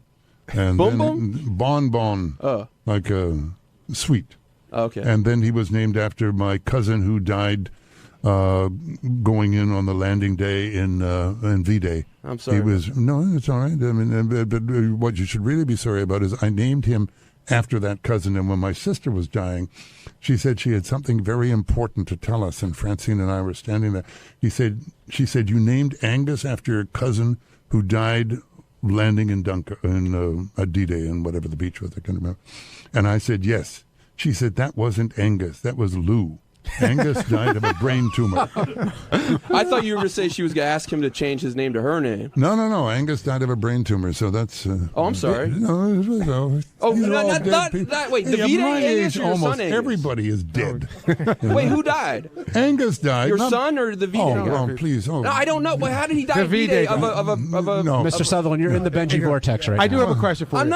I'm not. Another movie that You're all caught up now. Yeah. Another movie that I would think that you get a lot of recognition for. You just ruined my underwear. What is that? Another movie that I think you get a lot of recognition for as being one of the most memorable, and there's a book out now about it, is Animal House. Is that one of the ones that people remember you for quite a bit? Is that a dumb question? No, it's not a dumb question. It's a complicated question. Because one, I had been doing pictures walking on for John Landis ever since Kelly's Heroes because he had been a gopher there when MASH came out, and it was a complicated story. And he called me when I was doing Invasion of the Body Snatchers and said, can you come up to Eugene for the Sunday and we'll shoot this one scene. One day shoot. Oh, yeah. I said, okay. And he said, Universal wants to give you 2% of the profits. I said, Universal, the studio? No. No. They have to pay me my daily rate. Is it cool to say what was your daily rate back then? Oh, please. No, it's not cool. Jesus. Let's talk about Angus. But I mean, underwear. Even when you did it with the one day shoot or when you spoke to Landis, did Landis say, I got to tell you, I'm working on this movie. I think it's going to be huge. Can I tell you something? When I saw it, I thought it was terrible. Even the finished product? Yeah. I sat with Hannah Weinstein. The two of us went, what are they laughing at? Oh, God. And more than that, he had promised. I just showed my ass for the rushes. It was only supposed to be for the rushes. Right. I made him promise it wouldn't be in the film, and he promised my wife, and my wife has never spoken to him since. And he said, oh, absolutely, it will not be in the film, because that has to do with John Schuck and MASH doing for the rushes, saying the word fuck. Right. And then it ended up because of Robert Downey Sr. and him using it, and we were able to use it. My favorite John Landis walk-on is The Clumsy Waiter in Kentucky Fried Movie. That is a funny movie. John in Jersey, you're on with the great Donald Sutherland. Hi, Donald. I just want to say that I'm a great admirer of all your work, and I just want to say thank you for everything. And Invasion of the Body Snatchers still stays with me. I'm not going to go into anything crazy or nothing, but people seen silly things and everything like that. But I just want to say MASH was incredible. And Gary just said Animal House just blew me away. And I just want to say thank you for all your work, and I'm a great admirer of all your work. I can't begin to tell you how much I admire you, John. Thank you. Allison in Connecticut, you're on the wrap-up show. Hello, Allison. Hi. Oh, my goodness. Mr. Sutherland, what an honor to speak with you. Huh? I was wondering if you would do your famous line from Animal House for me. Food fight. No. Oh. Would anybody like to smoke some pot? I'm not allowed to say that on the air? Oh, yes, you are. Okay. Would anyone like to smoke some pot? Is it weird for you when people want you to do their favorite moments from movies, but everybody's favorite moment really weird is I different? couldn't remember it. Are you still there? No, she's gone. If I bring in a chalkboard, the only line I remember is woof woof. That's it. All right, Ted, we got to wrap up. Donald Sutherland, thank you so much for stopping by. Everybody go see The Hunger Games. I've seen it twice already. It's a fantastic film. He's excellent in it. And any other projects coming up or anything else you'd like to promote? No, just go see The Hunger Games. It's really important for you. It really is. Are you on Twitter? It's an important picture. What? Are you on Twitter? No. You should. I'm 76 years old. Get on it. I'm lucky to have a computer. Hey, it's Gary Dell'Abate, Baba Booey. On Tuesday's wrap-up show, we talked about the infamous app that tells you whether you're good-looking or not. John Lieberman's still smarting over it. Ronnie thinks it's a big conspiracy. And we discussed whether Benji hijacked the interview when acting legend Donald Sutherland was on. Here's how it went.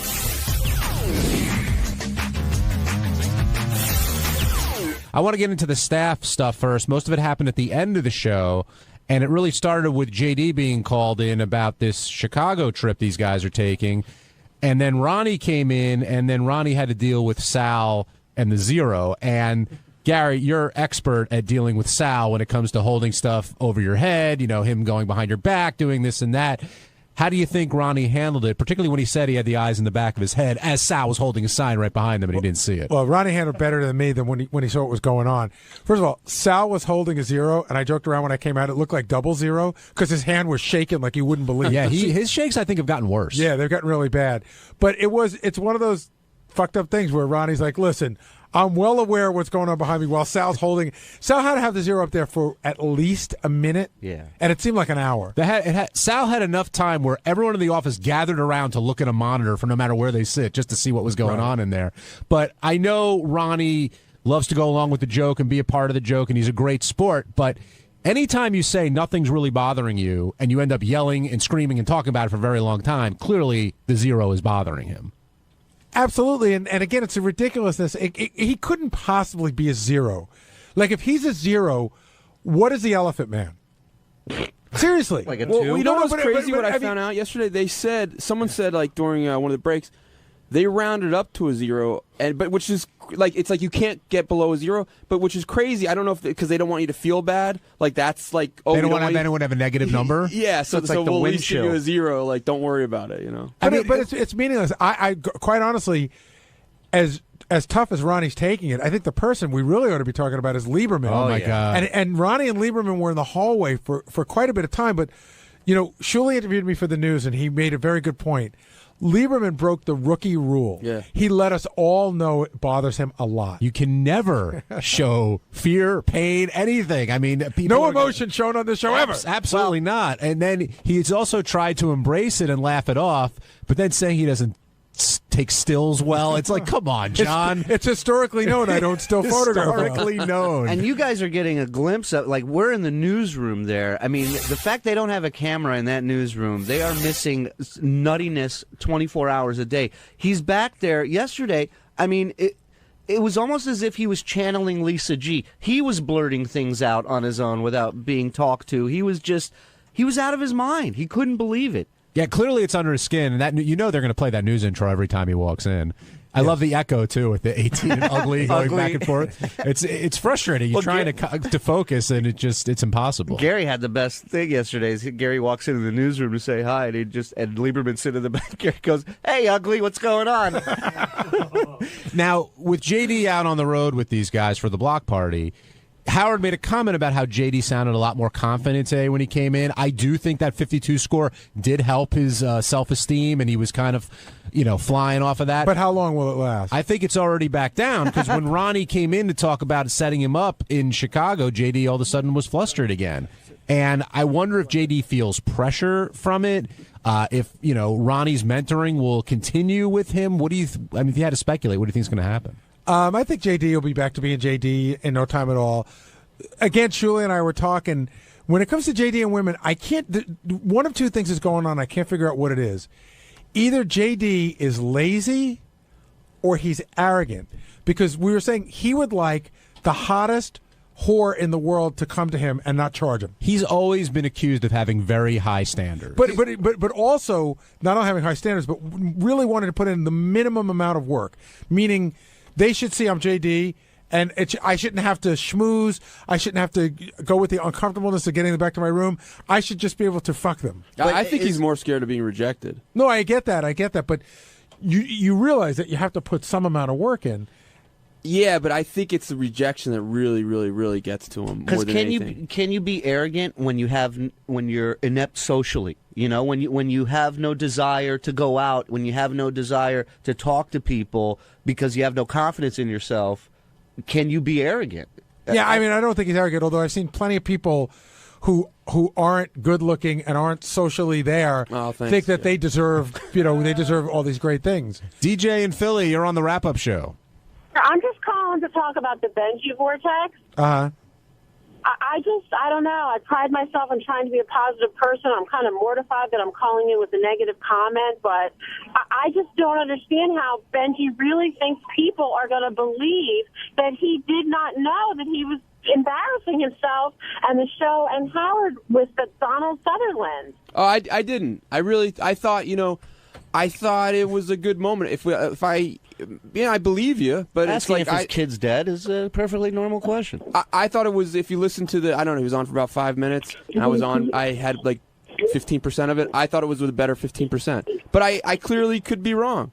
So yeah, I thought, not to get too into it, but I thought when you did get the story yesterday, it wasn't that you didn't understand. I thought you were going for a bit, and that's okay because you do that a lot. Yeah. At a lot of times, I thought you were going for a bit with him. I thought you really fully did understand the story. No, I didn't at the moment, and when I said the Will's brother thing, I was just trying to be. Right. I was trying to be funny. When he said the story, I got a little lost in it, but I thought it was good. But it's cool. What's your name again? And one of the things that DJ? Gary and I like about Benji being in here is that, I'm talking, is that sometimes Benji will take you down a path, and sometimes it hits and sometimes it misses. But that makes him. I think that makes him interesting on this show. I mean, you can't see everything. Sometimes, and not to be a dick, I'll put my hand up to Benji, meaning we probably shouldn't go there now. And it's a thing. Like, does that piss you off when I do that? I'll be honest. I didn't know. I thought you were just checking out your fingernails. I just found out. No, but now sometimes sometimes I'll put my hand up to Benji because Benji wants to talk, and of course I don't. I don't like that, but I totally understand it. You guys are, this is your steering the ship kind of thing. I mean, sometimes I'll do that, and I need to do that to myself. John does a great job of it. Like, someone will be sitting there digging a hole, usually JD, and I have to remember not to talk. To just let JD talk, and that's why I put up my hands sometimes. And by the way, everyone in here has mastered that with Sal, and I appreciate that. You just let Sal do his thing, and even though I'm saying this on the air, he'll still do it, so It's not really an issue. We now have John Lieberman sitting here with us, who's taking a bunch of ball busting. But frankly, John, I think you're bringing it upon yourself here a little bit. Have you been able to reflect on what being an 18 really means? Yeah, well, first of all, I've learned a lot in the past 24 hours. I would say I am a very excitable guy. Like, I just get excited easily, as Shuli can attest to in the newsroom when certain things happen. And so I'm not good at masking. So, yeah, when you get an 18, it did piss me off in the beginning. And it sort of stuck with me knowing that, and then the song today, knowing that is now how I'm labeled, which is exactly, and that was the mistake I made yesterday, was saying, this is how I'm going to be labeled, and now I am labeled as that. 18 and still ugly. Do you sit there and dream that you hear, John Lieberman has a big penis? Now, do you think that everyone on the show treats you equally, or do you think there are other people who don't like you? Well, I'm sure there's people that don't like me. I mean, I think Robin's been a little bit cold toward me in a couple interactions, and maybe it was my fault. I remember one of the first days I was here, I tried to make a little bit of small talk with her in the hallway about Baltimore because we're both from there, or she worked there, and somebody wanted me to say hi to her from Baltimore, and she kind of blew me off. Then she made a comment in studio that I look like Christie, which that pisses me. That's worse than the 18, to be honest with you. But let's be fair, that's back when Robin was emasculating people. She's not really doing that anymore. Right, but then today, picking JD over me, I mean, and I like JD. Without even thinking about it. Thank you, Ronnie. So do you think she has it in for you? I don't think she has it in for me. I just think for whatever reason I might rub her the wrong way or whatever. Some people which have is said, fine. I'm sorry to interrupt you, John, but some people have said before, like, Robin, I don't think she likes me. Like, you're not the only person who has said this, but it seems like very early on you got that indication. So you gave a couple of examples, but has that continued? Do you still feel like she's sort of boxing you in? She's got you like a stereotype of you and who you are, and she's locked into that? Yeah, that could be it. I mean, yeah, I think so. I mean, but you know what? It is what it is. Not everybody's going to like you, and so we'll move forward and see what happens. Just say it. You think she's anti-Semitic. Just get it out there. Ronnie. Or deny it. Or deny it. Yeah, say something. Jesus, that was a joke. Ronnie. Don't leave me hanging. You've been accused of... I'm always accused of something. Well, you've been accused of not exactly being truthful with this zero stuff. Like you said, it doesn't bother you, but you're yelling and cursing and fighting and... Because I don't like being used. I was used. I was used by these guys from this app company. Ronnie, when you say you were used, I got to ask you a question. Do you think that they came here and targeted you, or do you think that it didn't work for you and they went with it? No, I think they targeted me. You think they said, we're going to give Ronnie a 0? Because I explained it on the air. But why not JD? Right. Why not me? Because they know it. By the way, can I say because something? they know with me it blows up into a whole big that I carry on. So I you're get saying mad. so you're saying they can get more attention Out of picking me. on you Yeah, than on exactly. anybody else here? Than JD, yeah. Hold on. Can I say something? No one had even brought up bringing Ronnie in until I ran in. Oh, that's so not true, dude. Yes, it you is. knew that sooner or later they were going to get to me, and I was the last one. I was you the weren't last, one to be. one. No, I was they the did last. like Richard and Sal and John Hine out in the bullpen. I was the last one to be brought in studio. Lieberman came in. The lead in our news story today is that Ronnie truly believes A, that it was choreographed just for him, and B, that he has more impact than anyone Why- else on the staff. I didn't say I had more impact. I said that's what you said. you did, because Ronnie. it blows up into a whole thing. Ronnie, is there anybody else, in your opinion, that could get as much impact as you in As a far as situation like blowing up this? like that? Yes. No. Are we talking Twitter or are we talking just overall? No, on air. You mean getting like they felt It went you from, would be the most Gary, to it get went the from most the show upset to the wrap-up show. It went all morning was all about zero, But Ronnie, zero, and then went to the wrap-up show. If JD was a zero, if John Lieberman was zero, quite honestly, if I was a zero, don't you? No, hold on. get The same it? thing would have happened. It would have gone on all day. Wait, Ronnie, you're saying no one else. I think we're saying the same thing. You're saying if Gary got a zero, that wouldn't have the same impact than you getting a zero. Probably Gary, yeah. Wait, it's you even just bigger said- than that. Ronnie's Yeah, saying but they're no not one gonna else could do have. it to Gary because Gary's the producer of the show. But in a Just way, like they're not going to zero Howard. What about Benji? Benji, because Benji just he lets everything ride off him. Ronnie, you're saying no one else could have more impact, but you don't have the most impact? Maybe I'm crazy because Oh, well. I'm crazy. I'm crazy and I'm ugly. I told you on the show. I'm crazy and I'm ugly. Gary, did you calculate So- bringing in Ronnie last? Was that the plan all along? I didn't calculate bringing in anybody. Howard said when we went in there, it was such a loose segment. Howard said, "I'll just call people in as I feel like it." Yeah, This Teddy part wasn't Left on the where you want, script. okay? Be my guest. On Wednesday's wrap-up show, Mike Angie stopped by, which is always a thrill. And we talked to him about Miss Howard TV of the Year and how he's going to make his move eventually. And then, since Ganji was here, it led into discussion about the Ugly Meter app. And Ronnie and John both tried to defend themselves, Lieberman that is, on their numbers. And Ganji didn't believe that Lieberman was truly thinking he was an 18. And Ronnie also noted how feminine he looked and how all the other guys looked here. So it was a fun wrap-up show.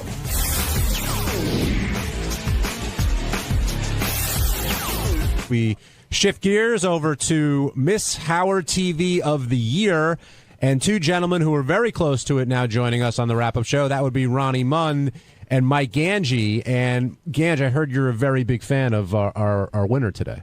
I am a fan of hers. I think she's probably one of the best-looking ones from last year, though I like them all. But I do think she's one of the best-looking ones. Let's get down to brass tacks. Yeah. Okay, here's what got whispered in my ear. Chris Costa almost always produces this segment, Yes. but today you did. He has a doctor's appointment. He's the one who opted out. It was all him. I swear to God. right. Yeah, sure. I have nothing to do with it. Ganji, come on now. I swear to God. Yeah, right. Give Chris me a has already break. left. So was there no one else to pass it off to? No, because then I have to teach somebody, and it's like just it's a quick, easy thing. I gotta teach somebody. Well, we Chris appreciate. I can do it. Look, Chris does it Well, every hold time. on a second. We're on 3 days a week. You couldn't tell Chris to make a different doctor's appointment date? I swear to God, she was booked because of the Stop show. swearing. It was everything in the schedule. Chris said he's been waiting months to get this appointment. I believe me. I Do you tried. think he did it like on purpose as a favor to you? No. No, Well, absolutely not. We appreciate the sacrifice that you make, Mike, Yeah. for your job, but a lot of times you've been accused of hitting on these girls and trying to make more of what your relationship is. Right. Did you keep it professional this time? How did it all go I down? have kept it strictly professional. Is that hard for you? Because she's a Yes. beautiful girl. Yes, it is very hard. How 'Cause long- they're how hot. You want to spend as much time with them as you can. Ronnie, stop. What's the I'm appropriate? not doing anything. What's the appropriate? Call on me, John, please. I can see you itching, Ron. What's the appropriate amount of time to wait till you can call her and say, would you like to go out if you wanted First to of all, do that? she lives across the country. That clicker. In California somewhere. So I would never. There's not even a chance I'd see her. But you go out to L.A. from time to time. Yeah, she doesn't live in L.A. She lives in like Northern California. You drive. All right, I would drive, but I would probably, if she ever came to New York, find out, be like, hey, if you come to New York next time, it call didn't me come and up on the hang out. show, but did you guys all read the notes on her? Like, I don't know if Will Yeah, did she's them or into Chris. girls. No, there was something on the notes. You didn't guys? I don't know. I didn't read the notes. I think she said, yeah, with a bottle of wine, I might fuck Angie. Is that in the notes? If he gave me a bottle of wine. I heard it was a not, case not of word wine. for word, but something like that. Basically, the note Did you know said- that in the notes? I heard about it. Yeah. Basically, the note said... Did you write that note? No. No, I didn't. She would go out with me. She thinks I'm a nice guy. She would go out with me with a bottle of wine or something like that. But she said for a bottle of wine, I'd hook up with Gange. All right, now I'm glad you're here, Gange, but Ronnie's here, and now we're going to get the truth about what's going on. Ronnie, what's the deal? So Gange is infatuated with this girl totally. We were in Vegas, okay, and it wasn't a professional thing then because she was doing a radio show with me that had nothing to do with Gange.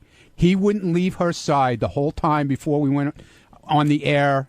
He stood there and talked to her for like an hour and just didn't shut up. Nothing about business. It was all about, what are you up to? What have you been doing?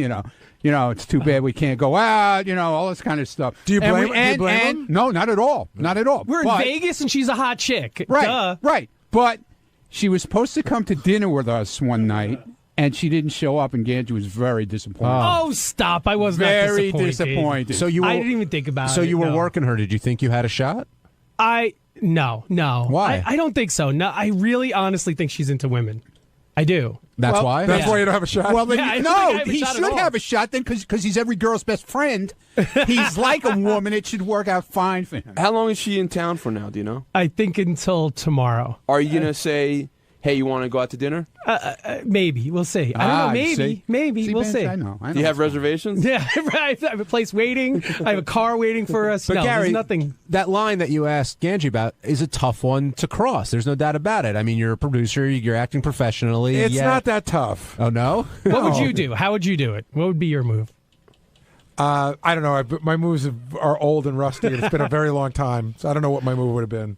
I would assume that, next time she comes to New York, I'll try to figure out a way to hang out. Yeah, the problem next time's a bad idea. But how do you make why sure? next time? How do you make sure that you don't end up being her friend, showing her around town instead of taking it someplace else? I don't know. That can be a problem. I think you'd try to have to work it. Main worry that you don't want to be unprofessional. Yeah. Or Yeah. No, I don't. no. Yeah, but you're off duty. Here's the main worry. He calls her up and says, "Hey, want to go out to dinner tonight?" She goes, "Sure." Takes her out to dinner tonight. They have a couple of drinks. He gets her. He plants a kiss on her. She goes, "What the fuck is wrong with you?" And next time she comes on the air, she goes, "That fucking guy. We go out to dinner and he's all over me." And it's all over the radio. That's Right. the fear. That's part of it, sure, but also the unprofessional thing. I don't want to make it seem like I'm hitting on every single. Look, there's a new girl every month. I don't want to make it seem like I'm hitting on 12 girls a month. I mean, 12 girls a year. Tell her I even though that limit I would to like 3. to be. You're on the top 3, and Yeah, I'm on the top 3 of the girls that I like in the month. Now, Mike, you weren't here for the ugly meter test, Right. but you know how you've observed how everyone has reacted to this. Ronnie insists that he is not bothered by this at all. Ronnie is such a liar. Okay, so today I got him a shirt for this weekend's comedy gigs in Chicago that said, "I'm a 0." As soon as he saw it, he took it, he hit me with it, and he threw it at me. Now, does that sound like somebody who's not upset with it? I think he's harboring a lot of pent-up rage over this. I'm right there with Lieberman. Yeah. I can't sleep at night. I think he's very upset. I think because he thinks he's better looking than a lot of people here. I never He said. does. When did I ever say that? He's said When to me did I ever say that- anything of the sort? That he thinks that other people are not as. I got a good-looking as better him. personality than you. I know that. Well, yeah. I'm not every girl's best friend. At least I definitely think when I hit on a girl, at least JD. when I wind up maybe taking him home, Gange. I think You know what I'm definitely thinks saying? he's better looking than JD. Do you think you're better looking than JD? What is that? What does JD have to do with it? That's one of the people that I think you're upset about that you lost to. He lost to everybody. He lost to everybody. Yeah, Well, but where I think does JD come from? I think that's the one that bothers you the most. You're out of your mind. I don't know. I think You really are out of You've your been mind. riding. Ronnie, I gotta tell you, is there you've been someone busting his that of balls the guys so much everyone lately. beat you by that process? Whether you think it's real or not. According to this, the whole world beat me. No, okay? I know. So, but 'Cause you're a zero. by that Why- process, why would so I pick- is there why would I anyone, pick on, but JD? of that list, is there anyone that you're like, I'm sure I'm better looking than that person? I don't look at it that way. I don't look at. I'm not looking. You don't- at you don't guys. look- you I'm don't- not looking at guys to see if I'm better. You don't looking ever than think them. about like, hey, I'm definitely better looking than this guy No. or that. No, you never I think don't. that. Do you think I you're don't. better? Do you I think you're don't- better looking than Jay Leno? He was an 11. Yeah, I think so. Yeah. All So, right, so I there's think one. Ronnie wants to answer questions about people that don't work here. Right. No, it's not. I don't look at people here and say, "Oh, I'm better looking than Do you think Gange." you're better looking than Lieberman? Lieberman standing behind me. Do you think he's better look? Do you think you're better looking?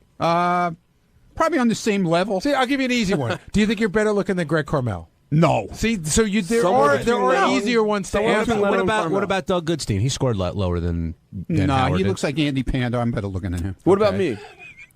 I don't mind whatever you think. What do you think? I don't know, Benji. Girls have a Give me a certain nice thing- look girls and have a- tell me what you think. No, girls have a certain thing about you with your eyes and shit. So I guess maybe you are. How do better you looking. feel personally? I don't know. I don't look at guys that way, dude. Look I at me don't- and make a decision. It's I don't apples do and that. oranges, though. I mean, you're good looking in an AARP lineup, but other people Hey, listen, are better listen, looking Mr. in a Listen, 30s or Mr. 40s M26, thing. You know, why don't you admit you dye your hair? At least admit I dye my I mustache. don't and dye my everything. hair. Oh, you do. I swear on my everybody son, knows I don't it. dye my There's hair. people all over There's here. gray in there, No, there's asshole. No fucking All gray right, in you there. two kids, stop. There's no gray in there. Ronnie, There's not one gray hair in there. Ronnie, last one, then we'll move on. Do you think you're better looking than Howard is? I don't look at it that way. I don't look I'm at it asking that you way. to look at it that way. No, I don't think. I think I'm the same as everybody else. But you said you're better looking than Leno. And not as good looking as Greg Carmel. Well, Greg Carmel is in a class of his own with Will. Okay. Oh, you put Will in that class also? Yeah. I'm in that class. Yeah. No. Yes, I am. I'm in the hot class of the show. I know for a fact that the interns swarm all over Will. They talk about him, how hot he is. You know, maybe not the interns now, but the former interns. I've heard them talk about Will. They've had crushes on Will. You know, and you know that's all. And Quivers isn't totally in love with Carmel. You know, so. Whatever. I don't care. I don't look at guys in that way, dude. I'm not going to look at a guy and say, I think you're handsome. All right. I don't look at him that way. You answered the question. You're right. I've seen that firsthand with Will, although he is getting older these days. Mike in New York, you're on the wrap-up show. Ganji's too much, man. I mean, you guys are all good guys, so I'm not gonna bash him. But Ganji, every girl, it's once a month with you. You want some sound advice? Don't talk about it. You don't talk about it. Just keep it on the DL, ask her out, and don't broadcast it because you just ruined it if you really like her. Well, I'm blaming it on Ronnie because he goes around telling everything. Where do we? Oh, yeah. Ronnie's a lot older than you guys. You guys shouldn't be. It's funny that you even put in a poll. He's a lot older. When he was younger, you should pose a question when he was everyone else's age. You know, you guys bash Ronnie. Oh, you think you're better looking? He's got to be 60 years old, late 50s. No, 65, 70. I don't know, maybe, Mike, maybe Ronnie's cultivated his look over time. I mean, I'm sure he was a handsome guy when he was younger, and now he's... What the fuck is your problem? I'm complimenting you. What do you mean? What happened? It all died now? No, I'm saying maybe you've reformed your look a little bit. You know, you care more about your appearance. It's always been my look, man. You always look that way? Yeah, I always look that way, except first grader. I used to have a mullet before, okay? Now I don't have the mullet. I'd love to and see an that. afro. And an afro. I'm going to pose this question actually to Gary and Ganji, but Ganji, you first. When something like this comes up, and yes, Ronnie got a 0 and John got an 18 and other people got scores that they didn't like and get your balls busted and Howard's goofing on you, a part of you hates it, but there's got to be a part of you that sort of likes the spotlight being on you. How do you deal with that? And Gary, you too. You know what? I only dislike certain parts of it. Yes, it's a great show. It's part of the entertainment of the show. I get it. And I get that, you know, everybody has to get their balls busted at one point. It's when, you know, you claim you don't like it and you're really kind of against it like John is with this 18. I think John's totally like either he's really pissed at this 18 or he's totally playing it up in order to get more attention. I don't think he's playing it up. I don't think so either. I used to like the attention when I first got on the show. You could say anything you wanted, but I was thrilled Howard was talking about me on the radio. It was fun. But then as you get older and more mature and you become in charge of stuff, it's sort of, you know, there's nothing worse than taking an emasculating ass kicking and walking back into the office and the interns have their eyes averted because it was so fucking embarrassing. John, I'll tell you the truth, Ganji, and Shuli, I think, will back me up in the newsroom. What I like about my job is I like to be able to go in studio, light the match, and then just step back and watch everything. I really don't like to be the center of attention and you all that. You didn't run fast enough when you lit the match on this one. Yeah, exactly. Like You've been running in every time that your name comes up with this 18. You've been like running in there. But I've been letting him. Gary, no. To be fair, Gary has told me to go in. I don't hover around and say, Gary, can I go in? Can I go in? Here's what happened today. Don't pull that microphone out of my face. Here's what happened today. It was really funny. Howard started talking about John Lieberman. He was waiting outside my office as he does every morning because he's doing news. And John started talking to nobody. That's great. Moving his arms and everything. And I said, you should go in because it was very real. He wasn't acting mad. He was mad. I just want to say, the stuff you're hearing on the air is just the stuff you're hearing on the air. There's a whole... John is back there screaming about this since it happened. I mean, he's not happy about it. John, has it who made would be happy? You got an 18. Has it made you question yourself at all? Like, hey, maybe I'm not as good looking as I thought I was. Question myself? I mean, yeah, I'm sure a little bit. I mean, we're all insecure in a little way. Well, John, I am sure Robin choosing JD over you again has to have you questioning. Well, she went with you. John, you're very feminine and admitted, you know. I don't even know what does that mean? Ronnie, I thought you didn't judge guys that way. I mean, you're wearing a purple tie. You wear purple shirts I'm not even going there. You wear purple shirts all the time. Yeah, but just what are on you talking about feminine? Yeah, you it just looks really odd. Yeah, you do. You look really odd today, dude. Yeah. Sorry. On you, it doesn't come across. Are you kidding me? No. Are you kidding me? You look like you should be at a Bravo show. It's been all the talk around the office this morning, John. Ladies and gentlemen, welcome to the playground in 5th grade. This is like romper room for grown-ups. John, what were you going to say, though? Yeah, please do. Well, now I got sidetracked. I was just going to say, I mean, am I questioning my looks? I'm not questioning my looks. But look, it hit a button with me. I'm not putting it on. I'm just telling you, I'm not putting it on. I'm an excitable guy, for better or for worse, and I don't have a good poker face. So you don't have a good face at yet. Jennifer, just so you know, you're not going to sleep again tonight. Now he's a little feminine today. Has your girlfriend tried to convince you otherwise? Like, hey, you're not. Those guys are crazy. Yeah, I mean, she says all the app's bullshit and all that. She's been very good. Did you try? Did you download? I can't even believe and we're then she still goes talking. in the bathroom and cries. John, did you download? Ronnie, you want to go there? Where am I going? Ronnie, do you think she's going around trying to find better-looking guys that she can marry with the app? John, where do you think he's going? Yeah, where are we going, Where am I John? going? This sounds Yeah, like a road we where want to am I be going, on. John? We only have 2 minutes, so hurry up. Ronnie's just pushing buttons. Well, hey, where do you work, man? You're not working America's Most Wanted anymore. Well, pretty much. There are very few differences, believe me. You're in the pool of alligators now. Now, I want to know if anybody, not just anybody here that you may know of, actually got the app and tried it again. I know Benji got retested on the air. Wait a minute. 67. Tell him about Charlie Hess, a really good-looking guy. One of the guys on the Howard TV staff who's like a decent-looking guy. I thought you didn't look at guys that way. Yeah, but Charlie, come on. Oh, sorry. Charlie's the exception. Is Charlie a Greg Carmel or better? Like he's in the same class. Body-wise, too? Charlie got a 3. Yeah. A 3. Charlie got a 3. A 3? A 3? Yeah. Charlie has a really thick beard. Yeah. I wonder if that plays into it. I thought Ronnie's might throw it up, just the depth, in and out of it. See, a 3 is worse than a 0. I would argue. Yeah. A 0 clearly shows there's a problem with the app. A 3 is you registered, you just registered. So like an 18 is worse than a 0. Yeah. That's why I said to Howard today. I view an 18 as worse than a 0. It doesn't matter, John. You're still very feminine today.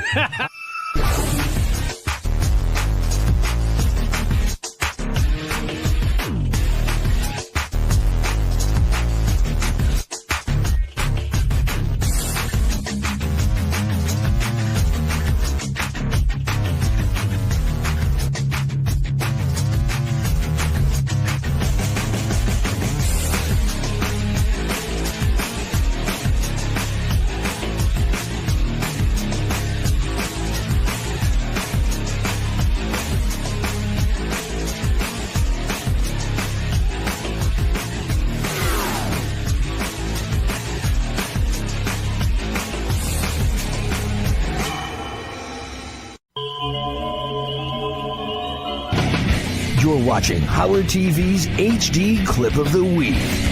I'm concerned for you as the person, not Yucko. I'm concerned for the person. What about what Artie says? He feels bad for you that, like, when you go to these, things like Greg Fitzsimmons asks you to do something, then he says, no, I mean, you got to get into makeup.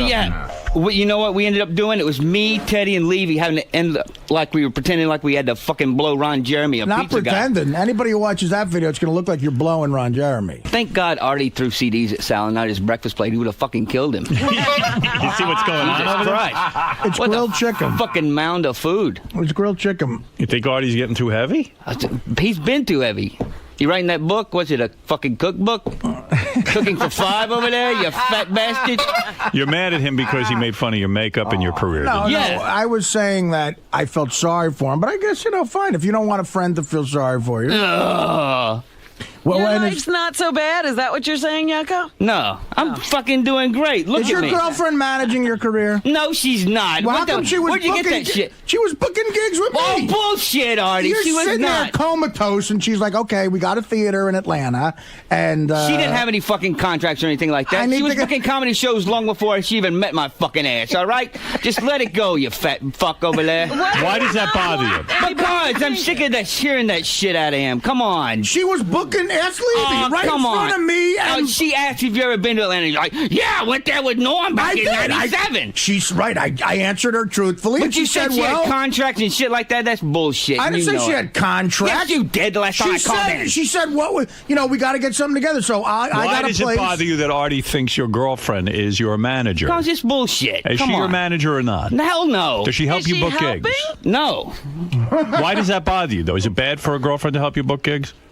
I got a fucking manager. All right. She books comedy shows out west and shit a long time ago. Does she Before she critique even your met me. work?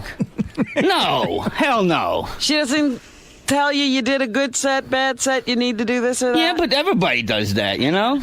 No, they don't. Come on. No, she just asked you, did you want to do a show in Atlanta? It was That's all way more than that. And No, you know it wasn't, And you sat there Artie. like a good boy, tamed. No, while it we wasn't. discussed prices and everything. No, yeah, you come down there, you say fire fucking 5 times, you do your crazy house impersonation. That's 80,000. You get 80,000, yeah. Calm the fuck down. Wow. Yucko. That's a nerve with him. Are you sick and tired of these other comedians making fun of your career because you got to wear clown makeup? Yeah, big fucking deal, you know? I'm doing fine at it. I know. Gotta get dressed too, right? Yeah, exactly. I mean, he had to put on pants and a Artie's shirt. got to put on his fucking cargo pants and stroll out there. Fire! Yeah! I have one pair of pants that fits me now. You guys want to hear my cheers bit from 1983? It's getting me paid. You're making more than me, you lard ass. Thank God. Fat man, cupcake, That's original. lard ass. Listen. Fat man. Looking at your career, I think your manager's fucking you as well. Oh, yeah, he sits on his ass out in Santa Monica. I never hear from the fucker. That's what I mean. So it looks like your girlfriend is taking the bull fuck by the you. horn. No way. You've just watched Howard TV's HD Clip of the Week.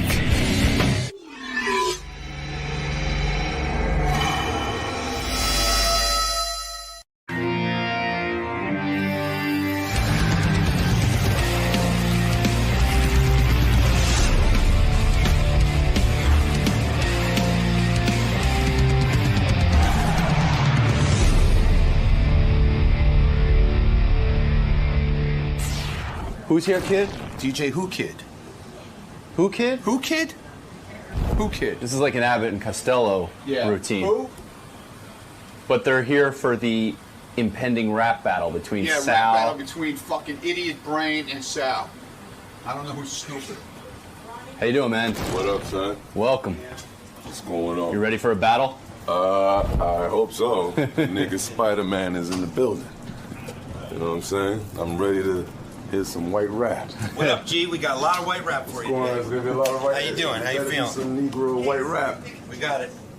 What are you looking for specifically today, man? I'm looking for lyrics, body functions, a lot of movement, hands going up and down, jewelry, maybe hopefully some gold teeth. I don't know. I'm gonna be looking for a lot of rap techniques. So because I work for 50 Cent, I work for Eminem, so I'm looking for all these details and make sure it's on point, perfect, and white. You know what it takes.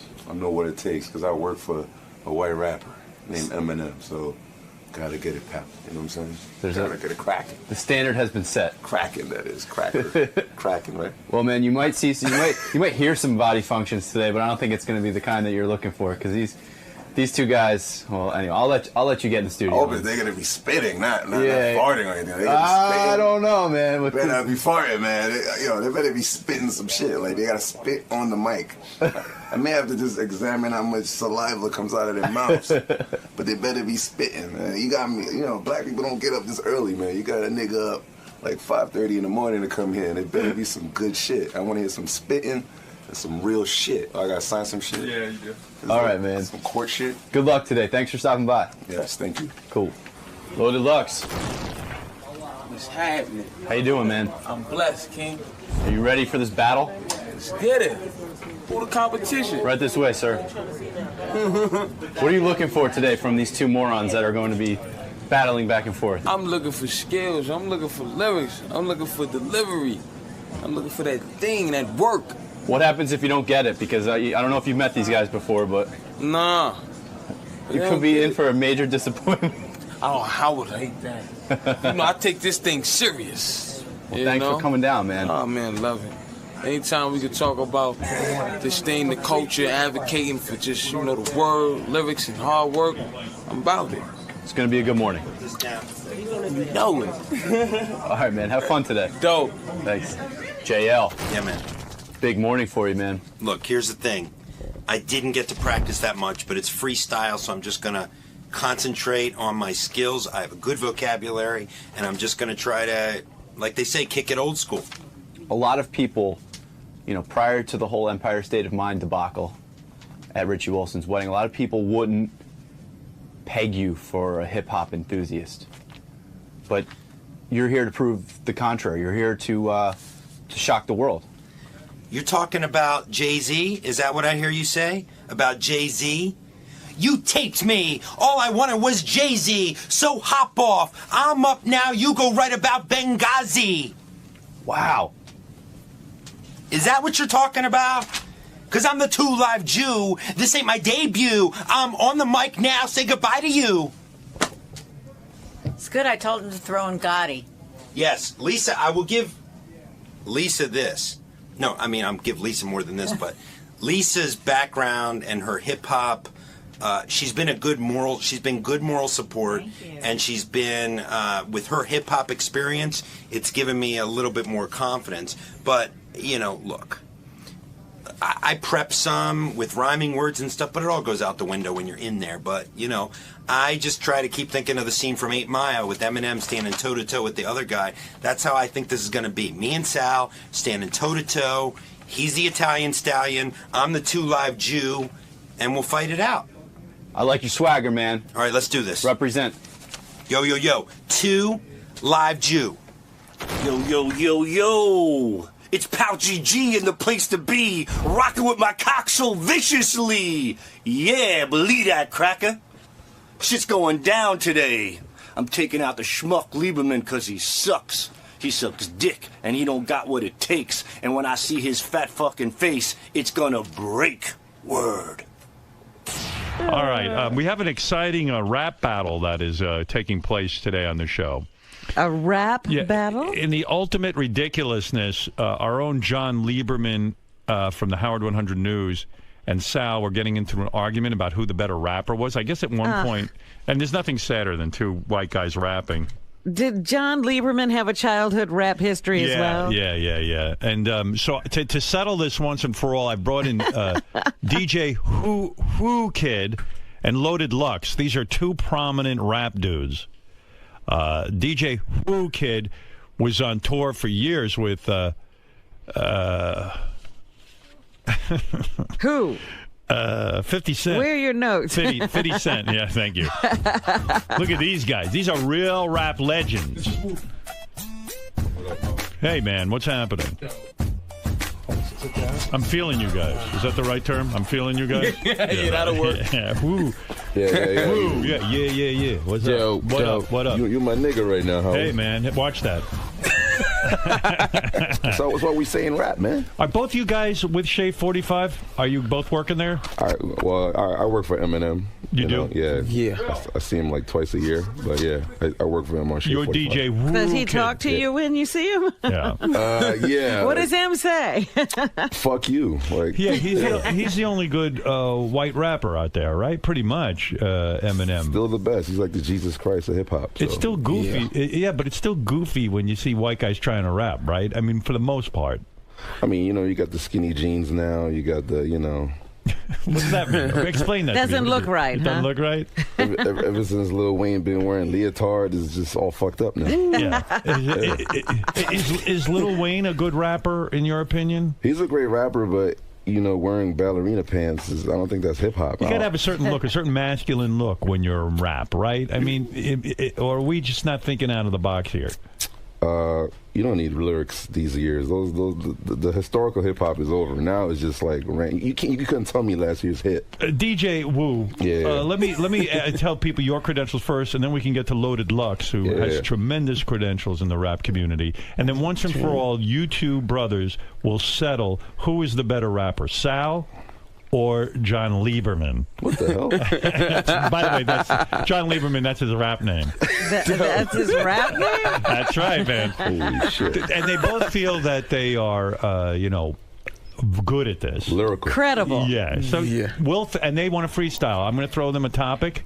And they got to spit on the mic. That's right. And they will do their thing, much like you guys know. All right? Yeah. All right. So, DJ Wu, if you would, tell my audience why you are an excellent judge of rap. Talk about a little bit about your background, besides being a producer and a radio host. Go ahead. I've been DJing for 50 Cent for like 15 years. So now, what does that mean, DJing for 50 Cent? I'm his tour DJ, and we started this thing called the mixtape. So every rapper just took over. It's like the blueprint of like your promotions. Are you still with 50 Cent? Yeah, I got fired like 22 times, but I'm still with him. Yeah, why do you get fired? I know that about you. He's like Gary with you. Yeah, I mean, but why does he? Like, he literally fires you, and then you leave the organization, and then I return. And because why? Because he realizes he needs you. Yeah, I mean, we need each other, man. No homo, but Right. But when guys fire, where does he fire you, and why does he fire you? On stage, like in front of like 30, 40,000 people.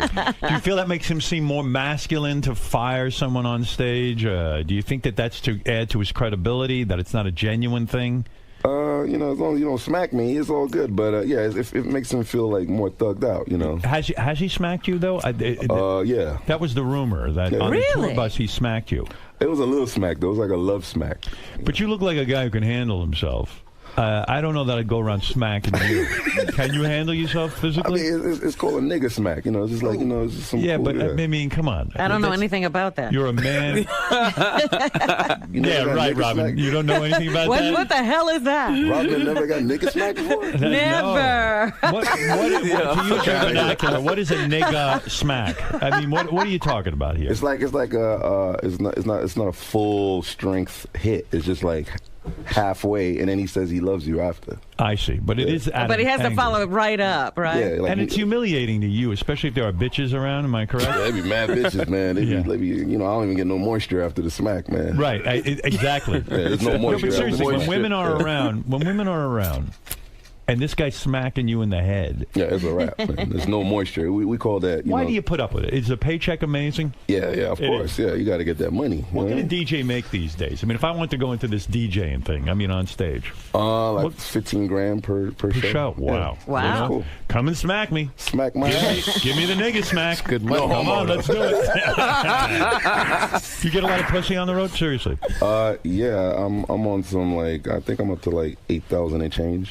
Are you serious? Whoa. Yeah. How do you know that? Do you keep? You don't even have a penis left, do you? You wore it down. Yeah, do you count blowjobs, or do you count just like actual intercourse? Everything. Everything is like one hit. Right. Yes. You're saying you've been with 8,000 women on the road, and you're not lying. I'm lying about it. Could be like 10 or 12, but this girl's listening, so I'm gonna keep it at 8. Do you do the Gene Simmons kiss thing where you keep a log of the women that you've had? I got like you ever saw the club meter, and then you have one of those chain clicking things. Wow, next to my nuts. You know what I'm saying? 8,000 served. Do you ever get? And honestly, no joking around. Yeah. Do you ever get passionate about a woman? Do you ever go into a long-term relationship? Or is it always just sort of random sex? Only in certain countries like Kazakhstan. No, be honest. Have you had a real girlfriend, or do you just kind of like? No, I've been married like 15 years. Oh, is that right? Yeah. And you have girlfriends on the road? Yeah, I'm a fucking DJ. You know what I'm saying? Right.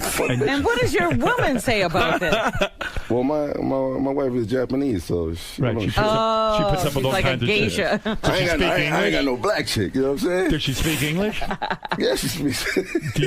Are her feet bound? How bad is it? I mean, she's putting up with a lot of bullshit with you. Is she a Japanese woman? Yeah, she got to deal with the niggerism. You know what I'm saying? But did you say to her, look, an American black male who makes it in this society needs to have many women? I mean, did you sit down and explain it to her? I mean, come on, she's man. like, well, me no like it.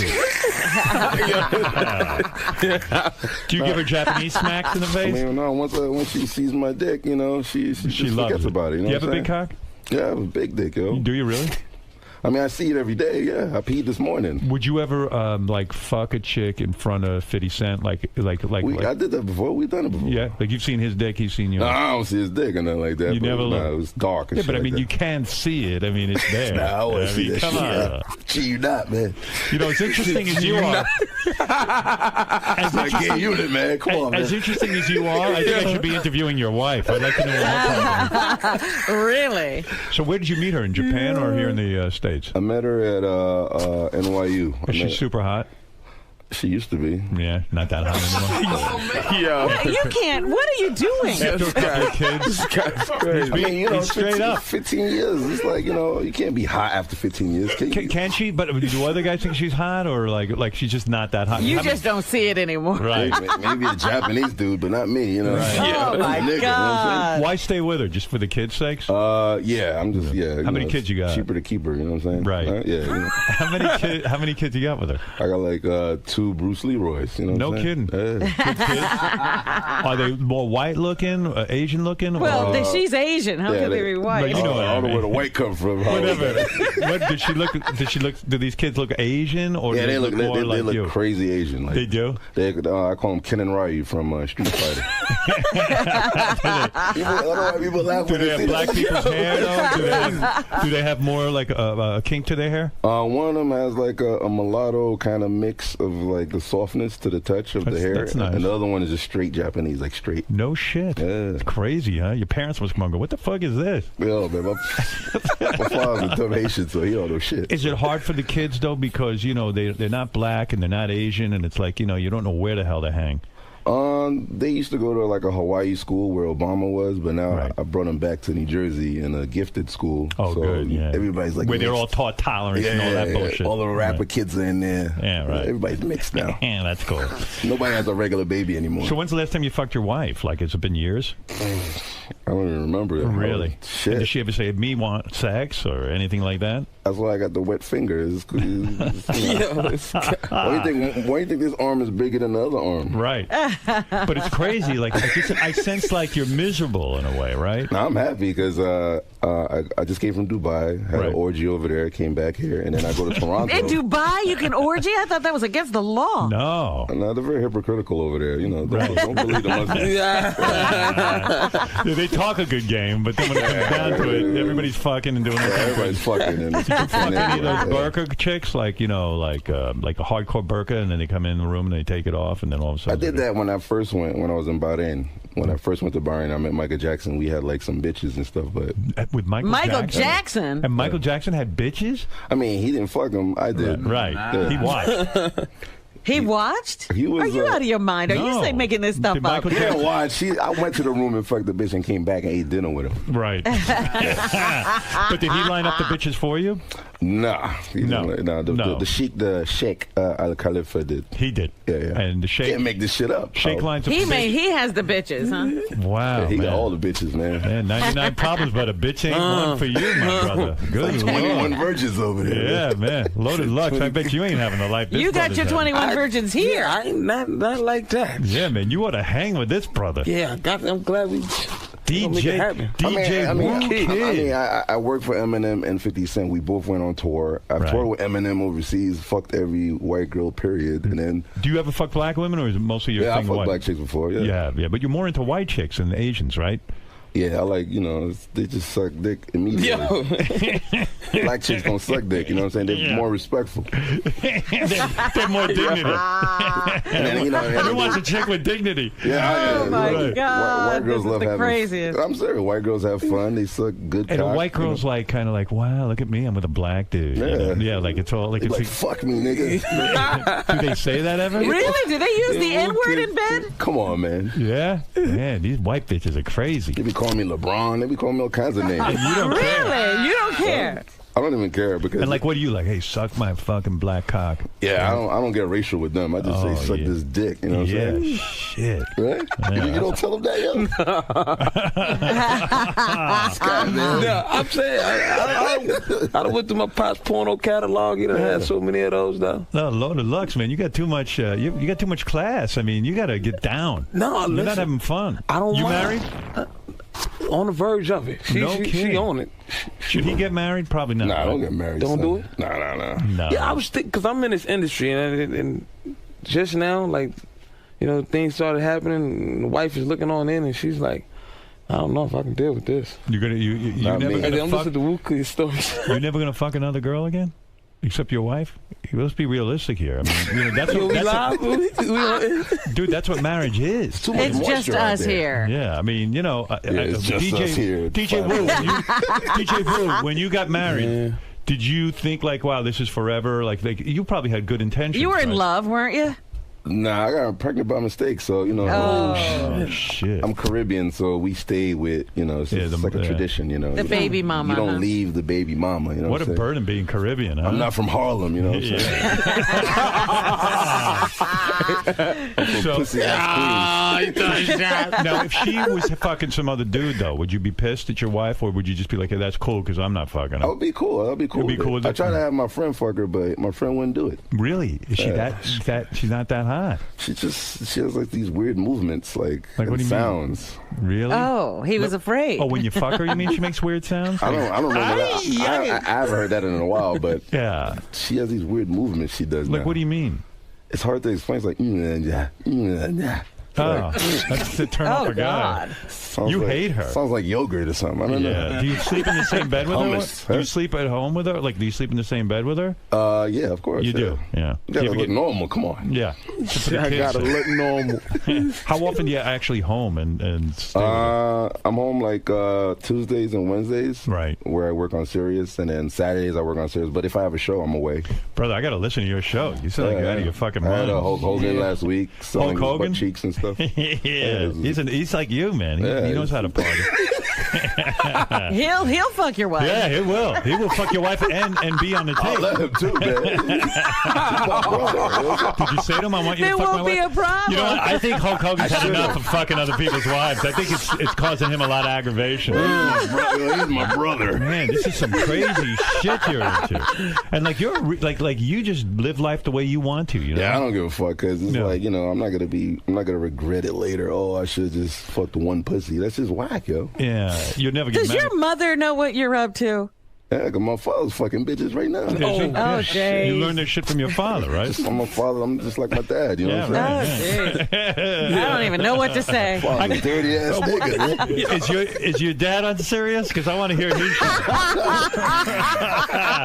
The whole family. Get the whole Do you family. think your dad would fuck your wife if you told him to? He knows my wife, and he understands the movements too. So yeah, he's turned. Taught me. Yeah. These movements are a turn off to a man. He just right? caught an STD the other day. I took him to the doctor. That was Dad? Really? Classic. Oh, shit. What did he get?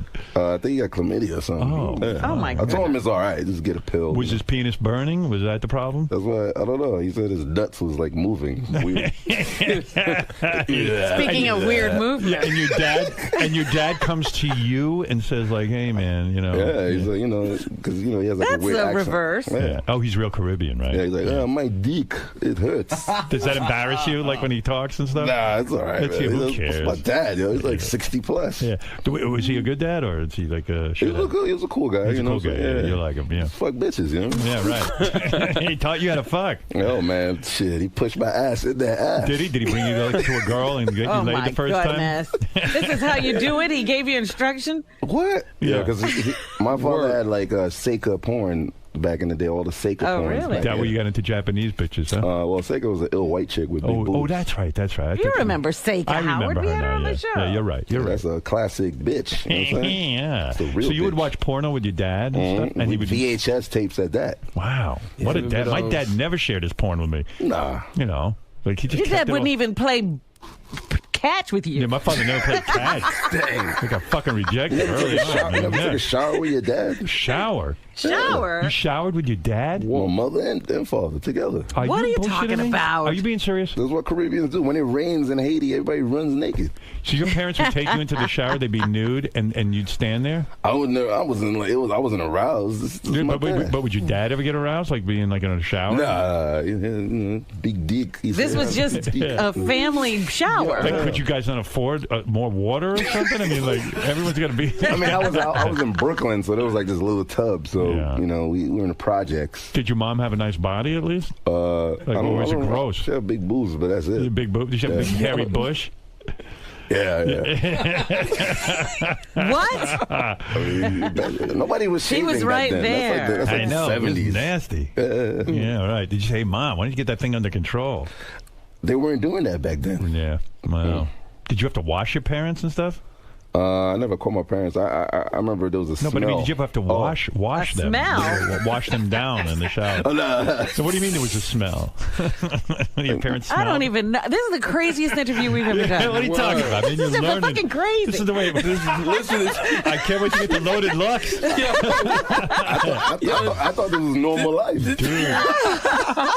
No, you know what I like about you? I'm going to tell you the truth. I like your honesty, and particularly about marriage, because you are married, and instead of lying and saying everything's fine, Nah, you're saying, I'm "Look, fucking, man. Yeah, you're out fucking. You're honest Pay about the it. bills or pay the mortgage. Shut Right. the fuck up. Does she ever say to you, "Let's try to be monogamous"? Nah, she don't give a fuck either. She doesn't. She's just as Really? happy you go out and fuck. Do you She's talk okay. and stuff, or do you even not even bother with that? She's like, this is the bill that's due. This is the money I need. Right. And, but It's other like a than that- business. Yeah. But there's no niceties. There's no like, hey, you look good today, or anything like that. First 2 years Let's of go marriage. out and have dinner. Nah, because the first 2 years of marriage, we fucked everywhere. We did it all. Fucked under the chair, under the table, airplanes. You fucked the shit out of her. Yeah, in Hawaii. Fuck, Right. we even did one anal joint, but that's Did it. you? How'd that go? It was horrible. You get shit on your dick?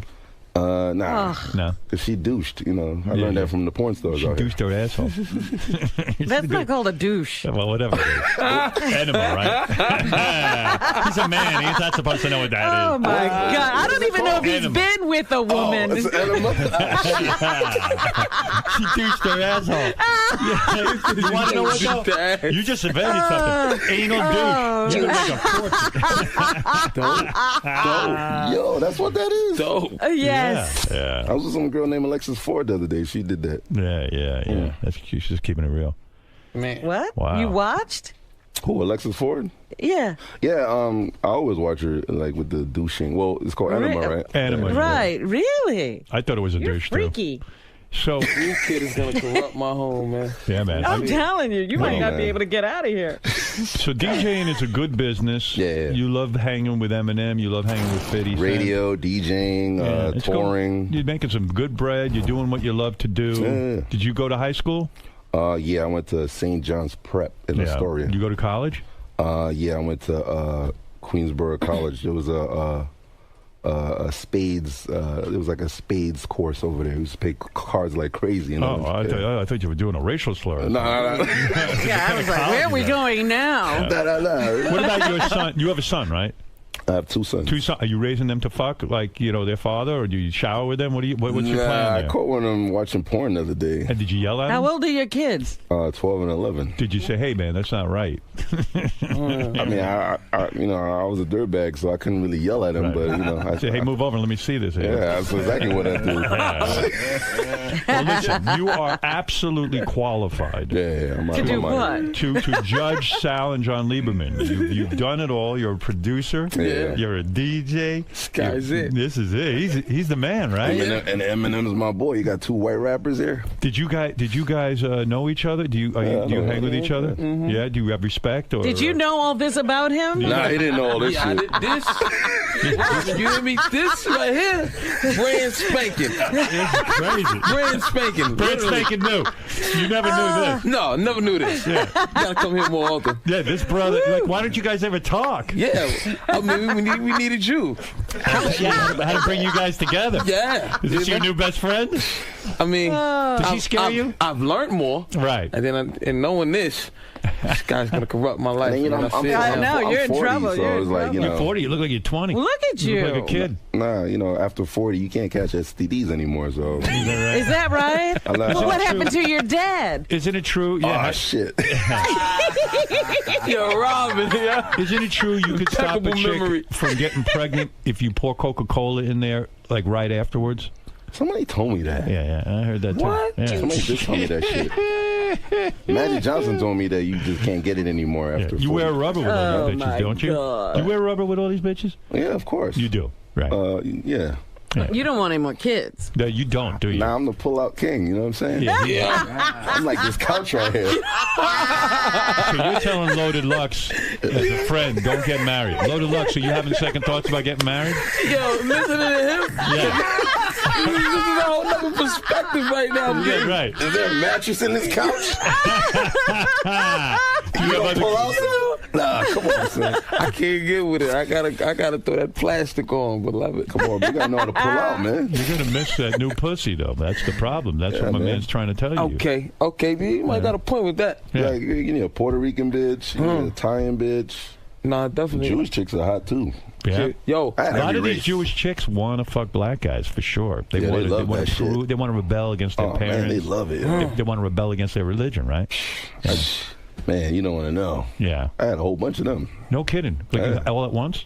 No. Just How many Jewish broads do you think you From like 48 to like 21, like mad different age genres of Damn. Jewish. Oh, really? Yeah. Dope. You got the spread going. Oh my God. Any famous Like ones? Happy Hanukkah. You ever get to... Yeah, you're part black Jewish. Jew. Yeah, you're wearing a yarmulke. Oh, I did one. Any famous chicks you getting? Somewhat, yeah. Yeah? Yeah. Who's the most Are you famous going to chick you give ever it had? up? Give us a name? Yeah, give me a name of someone you dated. That I don't want to say her name because she might commit suicide. She's like 48. Hillary Clinton. No, seriously, who Now, I would have mad respect for you if you had done that. Absolutely. Yeah, I don't think she can handle this That's dick. another level. No? Nah, she can't handle this dick. You know, and you know her husband weird, don't look though, like he got a big dick either. It's kind of sad, though. Like, you can't fall in love because you got the wife. Yeah, so that's the reality check. So that's good. That's the only thing that's good about marriage. You know, It keeps you... keeps you from stable. marrying someone Yeah. else. So if I got this incredible bad bitch, then I'm like, whoa, I'm not leaving my kids for no pussy. Let's say you get some new pussy and it's fantastic. Would you ever stay with that broad for like a month or so or 2 months and stay there for a I while? did it for like years. I had one chick for like 5 years. Oh, no kidding. Yeah. And you're like, hey, my wife's at home. Yeah. Do you set up shop with that chick? I mean, do you move in and do the whole thing? Nah, I just would go to Miami, bang her, and then come back home. Right. Mistress. Never have a chick where you live. Like, that's impossible. It's not going to work shit out. we eat. Exactly. Right. Yeah. Yeah, wow. You guys are bonding. Did you ever I try am shocked that you never heard that. Did you ever try to stop yourself from behaving like this and like, hey, I'm going to Straighten up. Yeah. Nah, 'cause my dick is another human being. Right. You know what I'm saying? You smoke a lot of weed? Nah, I don't do anything. Nothing, no 'cause I'm drugs. 50 cents DJ. All just vitamin water, a little. Yeah, drink, right. Energy drinks and shit. Well, DJ, Why you look so young? Yeah, that's right. It's that lotion, that moisture. You use lotion? You don't have ashy skin? No, it's this black thing. I drink watermelon juice. No ash, man. That's very beautiful. Yeah. All right, So- DJ Who? You are Woo. Oh, my Man. wife ain't texting Yes. me. Oh, okay. See, now he's afraid. Drama. Did your wife text It's you? all Nah, that lies. wasn't my wife. It was my bitch. Was it one of your bitches? Yeah, What'd she say? What did she say? You hot. I want to fuck. So I was like, Oh, stop. He didn't even read that long. Is that what it you're said? hot and I want to fuck. Is that what it says? Show Howard. Is that one of those Jewish broads Well, back at the actually, I'm hotel? lying. No. I know you're lying. Good for you. See, that's why I can never work with black chicks. They know everything. Fuck you. But you're for real, though, when you say this is your lifestyle. I mean, Yeah, my lifestyle is fucked up, but Can he follow you with a camera? I wouldn't switch it for the world. If I want to sign you to a reality show, you open to that? Let's do it. Yeah, you know? man. All right. Man. It's going to be divorced next week. Dick tour. You know what I'm saying? You're not kidding. Gary, this guy's living the life. Dude, I got to tell you the my funniest thing, because I was God. looking up the notes. Yeah. So Alexis Ford was on our show once. She's a porn star. Right. I thought she was a porn star. Yeah, and she said that she was banging one of the guys from Shade 45. She said he had a 12-inch cock. It was like a baby arm. Oh. It was you. You got a 12-inch cock? I mean, I don't know. I never measured it, but I may be. I don't know. Fucking big is that? Well, you know he's got that voice, Howard. Yeah. You want to fuck Robin? No. I wouldn't mind, though. Hey, right. Yeah, That's some historical Robin is sweet. Yeah. That's pussy that's going to go down in history. All right, you understand? Like, yo, that's like Historical pussy. going in where Biggie and Tupac went in. Historical hole. And in a way, you will become historical. Oh, my goodness. A relic That's dick. some hysterical pussy. Nothing wrong with a relic dick, man. Damn. Well, let me say hello to Loaded Lux, because he is another one of our judges. Yes, sir. You two guys have graciously agreed to judge these two white boys who rap. Mm-hmm. John Lieberman from Howard 100 News and Sal Governale. I will throw them out a random a thing, and they will rap about this topic. Okay. Loaded Lux, tell the audience some of your background. It's very impressive. You are considered a rap icon. Am I correct in saying that? I mean, I'm not out of line by saying that, am I? I mean, hey, feel free. I mean, the people sanction it, so listen to people's chant. Loaded Lux is a rap battle legend. Now, when I talk about rap battle, which is what we're going to see here today between these two white boys, what you would literally go to clubs and get up on stage and do like what we saw Eminem do in that movie. You would take on any challengers, right? Work. Right. Yes, sir. Yeah, and that is not easy. How many of those battles did you win? Everything televised, I've won. Wow. Yeah, Crazy. everything Impressive. televised, I've won. You know, that's where it counts at. You know? Yeah, They say you gained your biggest popularity after battling Detroit rapper Calico. August that's crazy. 2012, right? Did you see that battle? Yeah, that was ill. You saw it. It's a lot of fucking back and forth. They all going to fight each other or something, man. Nah, he got to be a showman. Guys, good sportsmanship. What did he say to Calico, to you, when he was rapping? Was he insulting you? That's part of it, isn't it? Yeah. Yeah, and you don't He take was that all up in your face, yeah. right? In your face. Spitting and shit. Yeah. That was crazy. I thought I was sweating. Like, Did you think at any time during that battle that you were going to lose?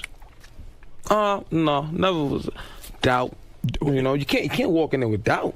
All the years growing up, though, and working in the clubs and things, did it ever turn into a physical fight afterwards? Did the emotions run so high and the insults are so fierce that would you ever go out and fight these motherfuckers? Instead of singing it. Shoot these motherfuckers. You ever shoot these motherfuckers? Yeah, that's it. I'll tell you, nah, it's over. No, Meet me seriously. outside. Yeah, Meet right. me outside. No, have you ever had a fisticuffs? No, I never had me personally. You know, I take great pride in the sport. Like, you got to be a showman. Like, this is what we do. So, in understanding the rules to it, you know. You What are the keep it rules? there. How far can you go insulting a man? Like, what did you say? Do you remember what you said to rapper Calico at the time? I mean, to each his own. I mean, I said a lot to Calico. What did you say? Do a little of it for me if you can. I came in on his pops. You made fun of his father. Yeah. Do you know his father? Shit. That's some real shit. I didn't know his father personally, but I knew his background, and knowing his background. So what did you say in poem form? What did you say? I said a lot. What did you say? I said your pops wasn't no gangster. He was just another lost nigga. Oh, man. That's real. If you said that about my father, I have to kick your ass. I mean, really. I don't even know if that's an insult. What the hell is that? I don't know. That actually sounds like a compliment. I mean, the guy's not a gangster. Good for him. He's doing the right fucking thing. You would think so, but it's something to glorify. And then I had to break that down in the battle. It's not nothing worth glorifying. You know what I mean? Some real shit, Howard. Really? Yeah, I had to give it to him. You were upset about it. Yeah, I'm mad for him right now. I'm angry right now. A lot of people look at me different after that battle. Do you remember? Do you remember what you said, or is it because you say it off the cuff you can't even remember what you said? Yeah, some of them it'd be like freestyles. I'm trying to think of one line that I gave him. Yeah. You think it's gangster to let a mother love that dope more than her daughter? Shoot a father from his son, then turn around and put that boy on the corner? Or leave your son out here alone to fend for himself, knowing he need order? Is your money being long worth your lifespan being shorter? Ooh, Yo, Howard, you came man. up. You said that to him. Yes, sir. I would have looked at you square in the eye if you said that to me, and I would have said, "What the fuck did you just say?" I don't know whether to kiss you or beat the shit out of you. You seem like a real poet, man. I mean, that you could just make this shit up. I mean, it's a real skill, right? I mean, that's something. It's a talent right there. Yeah. How Why old would we even bring John Lieberman and Sal in here? Should we try this out, you guys?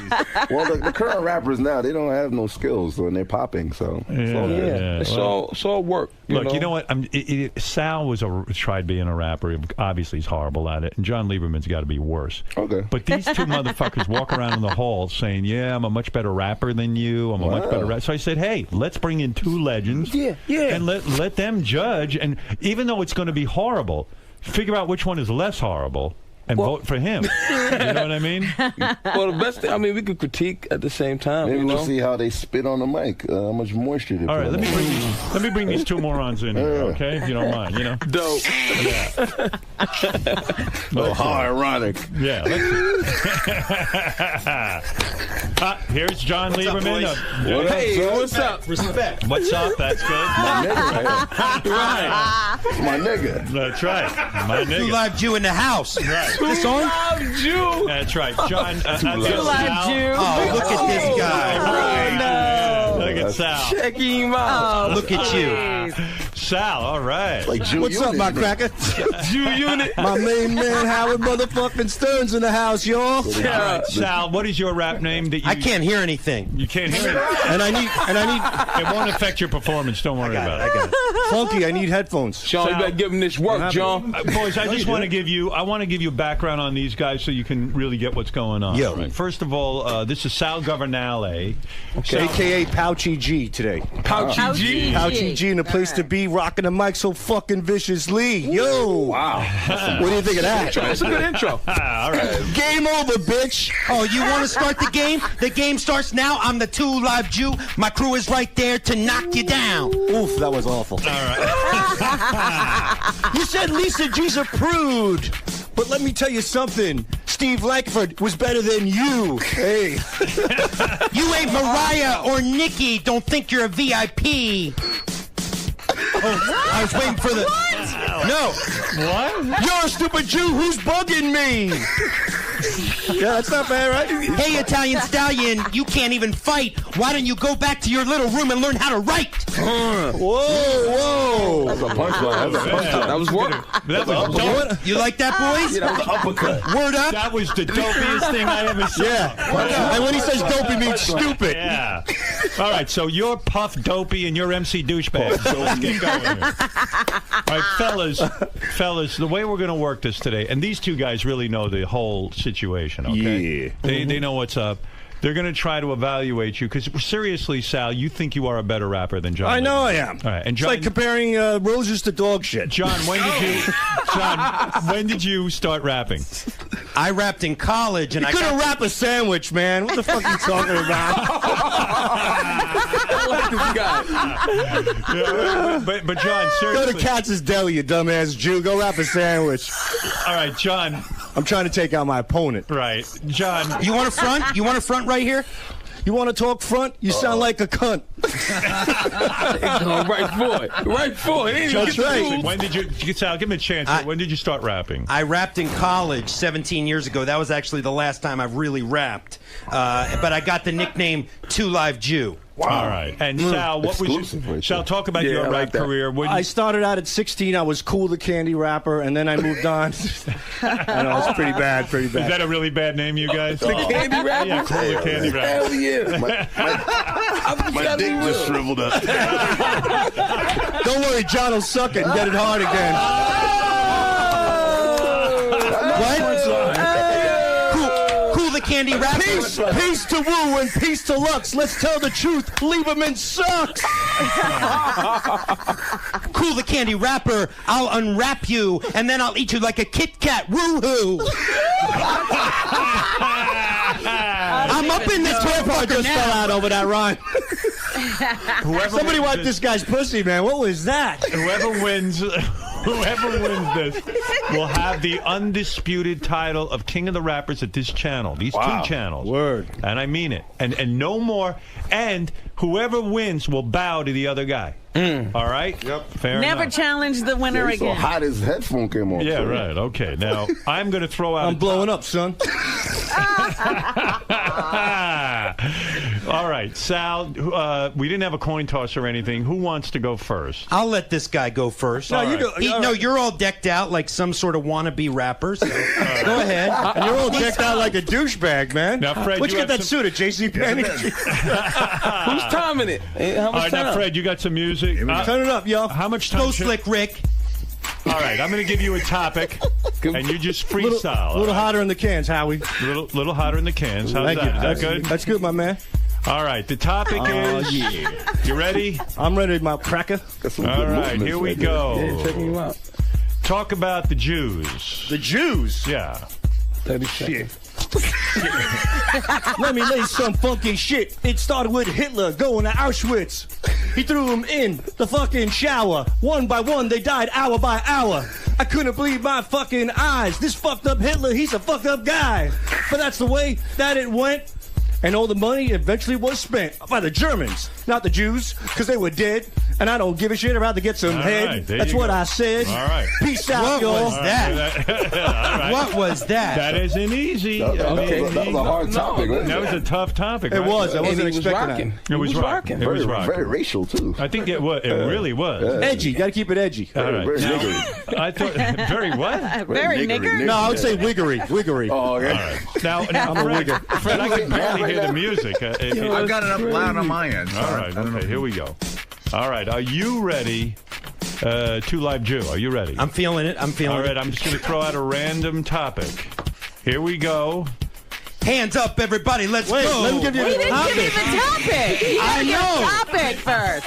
This is how they do it where I come from. All right. Here we go. Here's a topic. You lose, jackass. Our program manager, Tim Sabian, shit all over the walls the other day here at the bathroom. There's your topic, Tim Sabian shitting on the walls. Here we go. Hands up. Let's talk shit. Everybody talking shit. I'm down in the BX. You want to hit? I'm Jay. I like to play. Shots are good. Shots are right. Tim took over the bathroom tonight and shit. He hit it old school. Oh, my he hit it new God. school. He hit it old school. yo, shit on the yo, wall. What's up? Shit on the wall. What's up? Everybody. no. Tim, he ran for the door, stepped in the bathroom, shit on the floor, shit on the rim, he shit on the switch. His fucking fat ass was moving like a bitch. Howard said it was the guy that I hired. Tim came in and that bitch almost got fired. You know why? Because he lied, he swore on his kids, and now he's gonna die. Let me step up. Let me step up. Shitgate, I solved it. Cancer on your ass, I solved it. Powder on your hair, I solved it. What else did I solve? I break it down old school. Oh, all right. Now it's time for the judges to step in. That was Yes, a battle. please. That was Let's a fierce, please end this. I just threw up internally. That was a fierce fucking battle. What's Justin Bieber when you need him? Hey, Wow. Now, what? I'm trying to get the judges. sorry. You're done. You're Calm done. down, Whitey. I got Calm one more. down. Can I say one more thing, guys? You guys are No, you legends. said enough, and I'm Go getting ahead. sick to my stomach. Let You these guys need talk. one more battle back and forth? All right, give me one more, man. I'm ready to spit, motherfucker. It was even. I'm ready to spit, motherfucker. All right, Sal. Now, when I Turn that shit up, Howard. Sal, when I hold up my hand, you got to let John Lieberman in, okay? Now, Okay. when I hold up my hand, here we go, Sal. You'll start it off. The topic is Give it to me, my man. marriage. Dope. Well, I went through a wedding, and holy shit, my fucking life is dreading. I can't believe I walked down the aisle. This bitch ain't making it worth fucking while. I heard that word. Every time I lay in bed, I'm just begging this cunt to give me some head.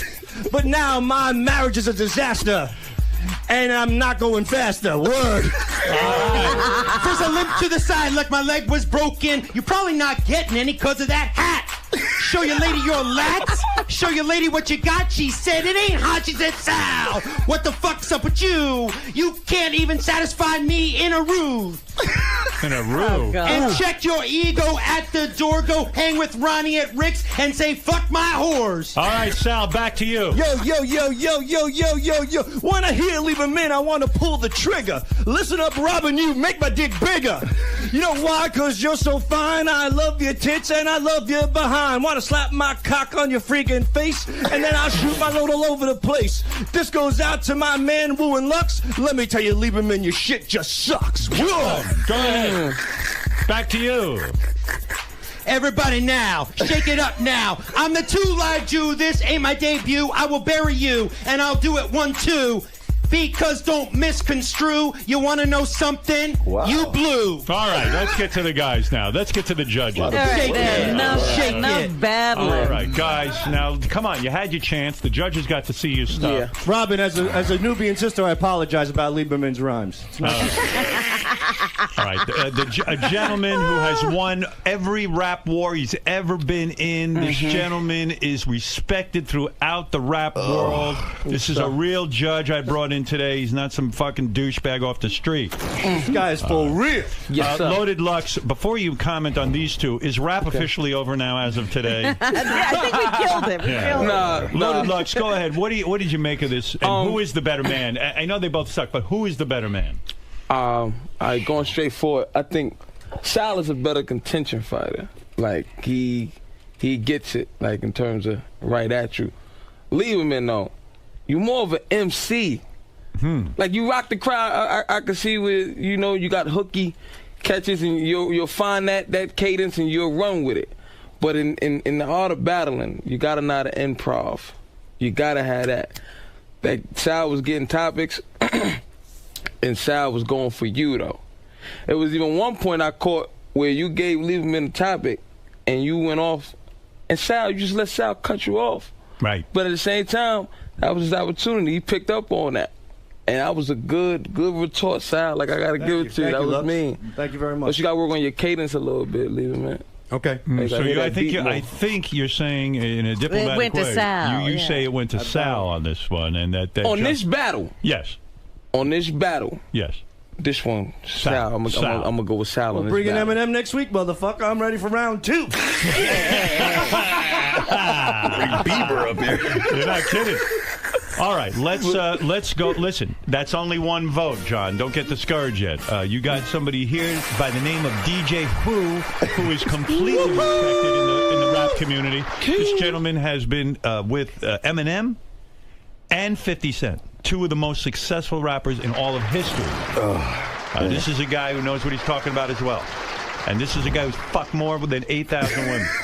Will Chamberlain numbers. Right. Will Chamberlain numbers. Will Chamberlain numbers. All right. Yeah, let me see now.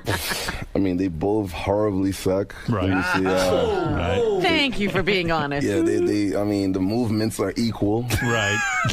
Equally bad. Were their movements as weird as your wife's? Like the way they kind of physically move? The noise. That's why I threw up internally. Right. Yeah. Reminded you of your wife. Yo, my stomach is so acidic right now. You don't want to know. Right. But all right. A couple big words on the education side, I guess. I'm trying to see which one is the Big E and the Tupac here. You know, it's like the white Tupac and the... But whose performance did you enjoy more? Honestly, just give us a name so we can end this thing. I think Sal was better, because he wiggled a little extra. Yeah, John, I got to say, for my vote, I'm not an expert like these two gentlemen, but I got to say... You're America's judge. Yeah, Sal kind of wiped the floor with you a little bit. You know what I mean? He came up with a very witty rhyme. And the jewelry, it reminds me of my crew. He came in looking like a rapper. You know, although I admire you, just, you didn't have to put on any fake clothes. He looks like a lawyer. Yeah. Hey, if that's how you do every day, Lieberman. Right. Do what you do. That's how I beloved. do it. That's right. How you That do means you it. suck every day. John, you got to bow. You now got to bow. Keep on sucking, I know John. this is going to bother you, but you got to bow to Sounds like Sal. my dick. That's it. Go ahead. This will be the only time in history that you will get this.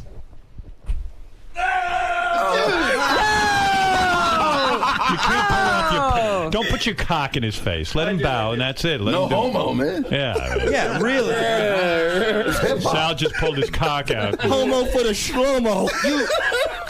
Hey, you like men. How many have you had? 10? All the time. Remind me of God a few rappers almighty. out there. According to these gentlemen, you were more of an MC right there. I'm an MC. Yeah, all right. MC stands for miserable cunt. All right, thank you, guys. All right, Thank you, guys. Thank you. Well, first of all, what an exciting morning. What an experience. Yeah. What an experience. I need a pamper. You're not kidding. Fellas, What can I say? A pleasure getting to hang with the two of you. Yeah, that was it was real cool. It was the dopiest. It really was. I've never felt dopier. I mean, did you ever see anything like that? Never in my life. Yeah, that's brand new. Loaded Lux, I wish you luck. After this appearance, are you rethinking the marriage thing, or seriously, are you? You must be shaking in your boots. I'm Robin, I'm gonna tell you something God love though. This is a whole new experience. Me and my wife was going through it a little bit. I call her my wife already. Right. See, you're in there. You're are you in going there. through kind of like? This is just like all new. It might be moisture, ignorance. How long you been with this? He's in love. How long you been with her? 2 years. 2 years. Oh, Jesus Christ. I'm early, Why right? don't you wait 5 years? Okay, wait 5. Yeah. And I don't know. Yeah. Little shaking his back. Yeah, you might want to wait. 5 years. I was almost going to suggest 10 years. Wait, 10? Yeah. Listen to the whoop, yo. No, this is crazy. I think he should wait a few more years. Wait long? Yeah, just make sure this is the right thing that you pull out a couple times. Yeah, make sure you don't. How old is he? How old is he? We don't know. 28. How old? 28. Oh, you're 20. young. Oh, you're a young man. I mean, you got I'm 41. Come on. Yeah, and he's telling you. Just my dick listen is to still him. Big, you know what I'm saying? You ever go anywhere where you pretend at least to love your wife so that the community can see that you're tight with her? Only at Nobu. Really? That's it. Oh, my goodness. Why there? I would think at Nobu you could pick up a lot of bitches. Eating them sushi and all that. You know, she's Japanese. I got to treat her with respect. You know what I'm saying? Right. Well, yeah, because she's Asian. I understand. Jalapeno. You know, you got to eat that yellowtail. You know? Nobu's like her temple. You don't want to disrespect her there. You know, no, but I'm saying, like, do you ever go to like a PTA meeting or something, and in front of the kids, you got to act like you're loving her? No, I don't do that. The kids even know you don't love her. Yeah. My kids hate her also, but they do. Oh, stop it! I should have had a black chick, man. I don't know why. Yeah. Do you think things would have gone down better? Yeah, it probably would have been. I probably would have got killed by now, but I would think she's a good mother. You know what I mean? I would think that an Asian woman would be a good mother. You know, they're very into education and things like that. Yeah, but when you throw hip hop in it, it's over. Yeah. So if I was like a cop or a gym teacher, do the kids listen to her at all? Or you don't tell the kids you hate her, do you? Yeah, every day. And the kids say, "Fuck, I hate this bitch." Yeah, right. And then they be like, "I hate that bitch too." I'm like, "Yeah, get the fuck out, go to school." They call their mother a bitch. What? Come on, man. It's 2012. Yeah, right. Robin, what does that mean? Robin, you got to grow with the time. You know what I mean? Get with it. My son was like, "Yo, Dad, you my nigga." Right. And then he looks up to you. I felt so heartwarming. I felt like so real. What a lovely thing to say, really. I was like, wow. Right. You know what I'm saying? Yeah. You know, I don't know. I don't know your wife, but I picture your wife constantly crying. Yeah, you can't imagine this poor woman's life. Yeah, I mean, it must be horrible. The kids hate her, you hate her, you're all talkative, calling her a cunt. No sex. I mean, no sex. The whole thing is crazy. She loves Nobu. She loves Nobu. At least 2 years, no sex. At least you reward her with Nobu for all the shit. Yeah, at least I get a Nobu. I give her the finger here and there. You finger her. Yeah, because that's better than not going. I don't want to go in it. You don't fuck her, you just finger her? Yeah. Oh, my God. That's the secret of keeping your marriage. And does she ever Finger? say, really? Yeah. Wow. You just shut up everybody in the room. Yeah, because we're contemplating now. You mean you just finger her till she has an orgasm? I mean, yeah, until that's why this arm is bigger than the left. No, but being honest, is that true? Like you just finger your wife and then she say, "Hey, give it to me, give me a big black cock." I rather finger her because it feels like, I don't know, it's more. Wow, that's such a weird scene, brother. That is so weird. Leg spread, it's crazy. Oh man, we may need to try it. Yeah. Well, man, I've learned a lot from you guys. Well, I mean, you've been down with 10, 12 years. Mm-hmm. I was there when there was no hip hop. I used to listen to NXS and fucking. There was no hip hop back then. So you remember life before hip hop was horrible. Yeah, it was crazy. Yeah, it really was. There was nothing to do. Well, anyway. All right, look, guys. You've been excellent judges. I think he came to the right conclusion. You let the guys know. You gave them constructive criticism. I thought that was... it sucked. It was about as Thank constructive as it got. you. Because they were under a delusion. Yeah, but Loaded Lux. He told one guy he's more of an MC. I mean, that's a good constructive criticism. Yeah, you got to build them up. Keep the culture going. I'm more into the movement and the spitting on the mic and all that. You know what I'm saying? And let me know when you guys are performing. I mean, seriously, I want to see one of these rap battles. Yeah. I mean, on tape. I don't want to actually be in the room, but I mean, I would like to see. Yeah, send us the tape. Yeah. I'm actually rapping with Larry King next Saturday. So with Larry King, yeah, I didn't know he rapped. He spits like crazy. Yeah, he sure does. Is that really true? He got saliva, like the saliva style. What's going on with Larry King? Very salival. Well, I don't know. I'm confused. All right, look, guys. First of all, don't miss DJ Who Kid's special Walking Deal. I am not missing your show from now on. The Walking Dead. It says here The Walking Deal. The Walking Dead. I got the whole Walking Dead cast. Oh, do you? Oh, wonderful. For Halloween. For Halloween. You're gonna talk about zombie pussy? We got like the gay zombies coming through. A lot of people don't talk about them. Yeah, right. The gay zombies. Yeah. A Loaded Lux's new single, You Gonna Get This Work. Yeah, you gonna get this work. Where is that, man? And his new project, Beloved, is available at loadedlux.com. .co. What's .co? Like company. I like to think really? myself as a business. I'm sorry. It's all right. Something new. Really? .co? Who's got loadedlux.com? Who has that one? You know how a game goes. Yeah. It's the guy right here. Yeah, you can't get it, huh? Might be a porn star that own that. Right. Yeah. And follow Loaded Lux on Twitter at Loaded Lux. Yeah, I know. I am Loaded Lux. I am Loaded Lux. You're trying to How come nothing on that paper is there right? There isn't one thing right on this piece of paper. I don't know who. Yeah, who I talked to the notes? team. I gotta get with the team. Maybe they spat on it. They were spitting like crazy. Oh, yeah. Might have happened. Well, you guys are a delight. Next time I have anything going on, you're coming in as judges. It's just crazy. It's all good. Because, I mean, Can't wait. this man knows women. When we're judging women, he should be here. We do have a lot of contests. Now, on your show on Sirius, do you talk a lot of your philosophy? And yeah, we have like the naked interview. Like we'll talk politics with the naked bitch. You know what I'm saying? Oh, I love it. Yeah. Sometimes I'm afraid to go down to Shade 45. I feel like bad things will happen down there. Well, they already have the curtains drawn. Yeah, you guys draw the curtains. You can't see shit in there. I only interview white people on my show. Is that true? Yeah. Oh. And I had plans. You have plans? I had plans. I'm trying to get this man's philosophy. I don't want to walk into the... You have a fuck on the air? to wilderness. I got head one time, but You got head? It was a taste. It was a nibble. Wow. I didn't want it. You were on the air and you received head? Nibble. No, it's called nibble. Man. Nibble. Oh, man. Loaded Lux, you got nothing going Did you let your audience in on that? Yeah, I'm a virgin. Really. Yeah, we do. We did it live on air, but Yeah? Yeah, good for you. I love it. Mm-hmm. You're my idol. I learned from you. Thank you. I don't know if you get head on air, Hell but no. Yeah. Head. Head. There's nobody behind that chair. You're my idol. All right, look. Can I tell you? I love Robin. I still want to meet his wife. Yeah, would you bring her in here? I got to meet this woman. I want Robin to come into the bed. Oh, please. With my wife. Just bring that wife in here.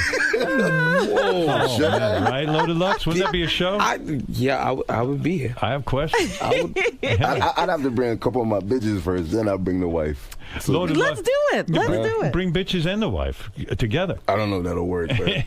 and the kids. They go all screaming. Right. I thought you were the man. You know what? Fuck it. I'll do it for the show. Yeah, let's go. Do it. Love it. Look, you guys ever work together on the on Shade 45 at all? Do you guys ever work together? He'll come on my show. Yeah, I gotta come through and look at this guy's philosophy. Yeah, how could you not do this show? Right, all this time. Yeah.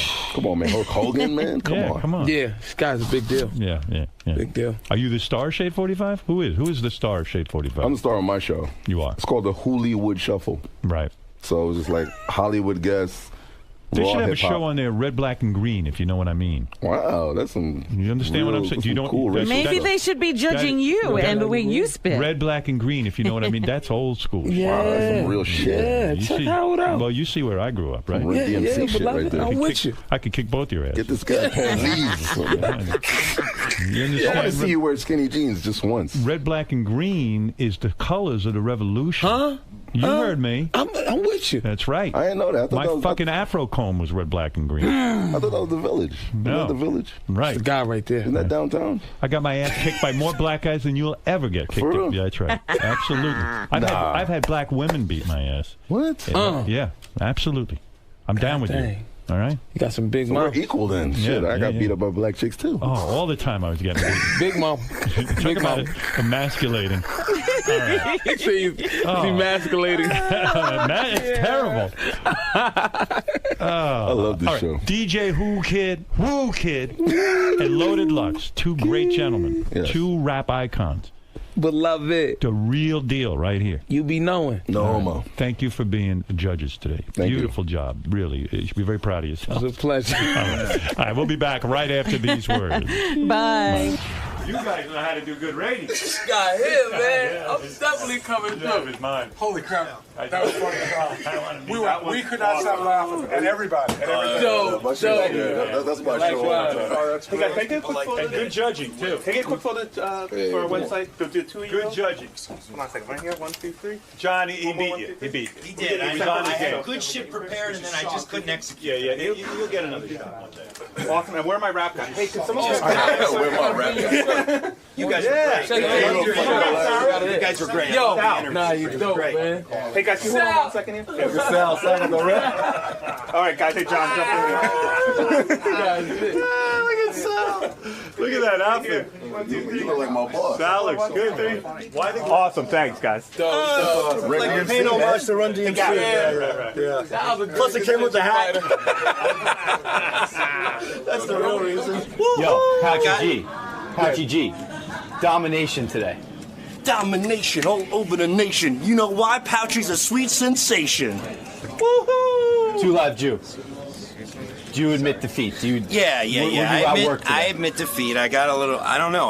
When I went in there, my mind just went sort of blank. So it wasn't my best performance, but it's all right.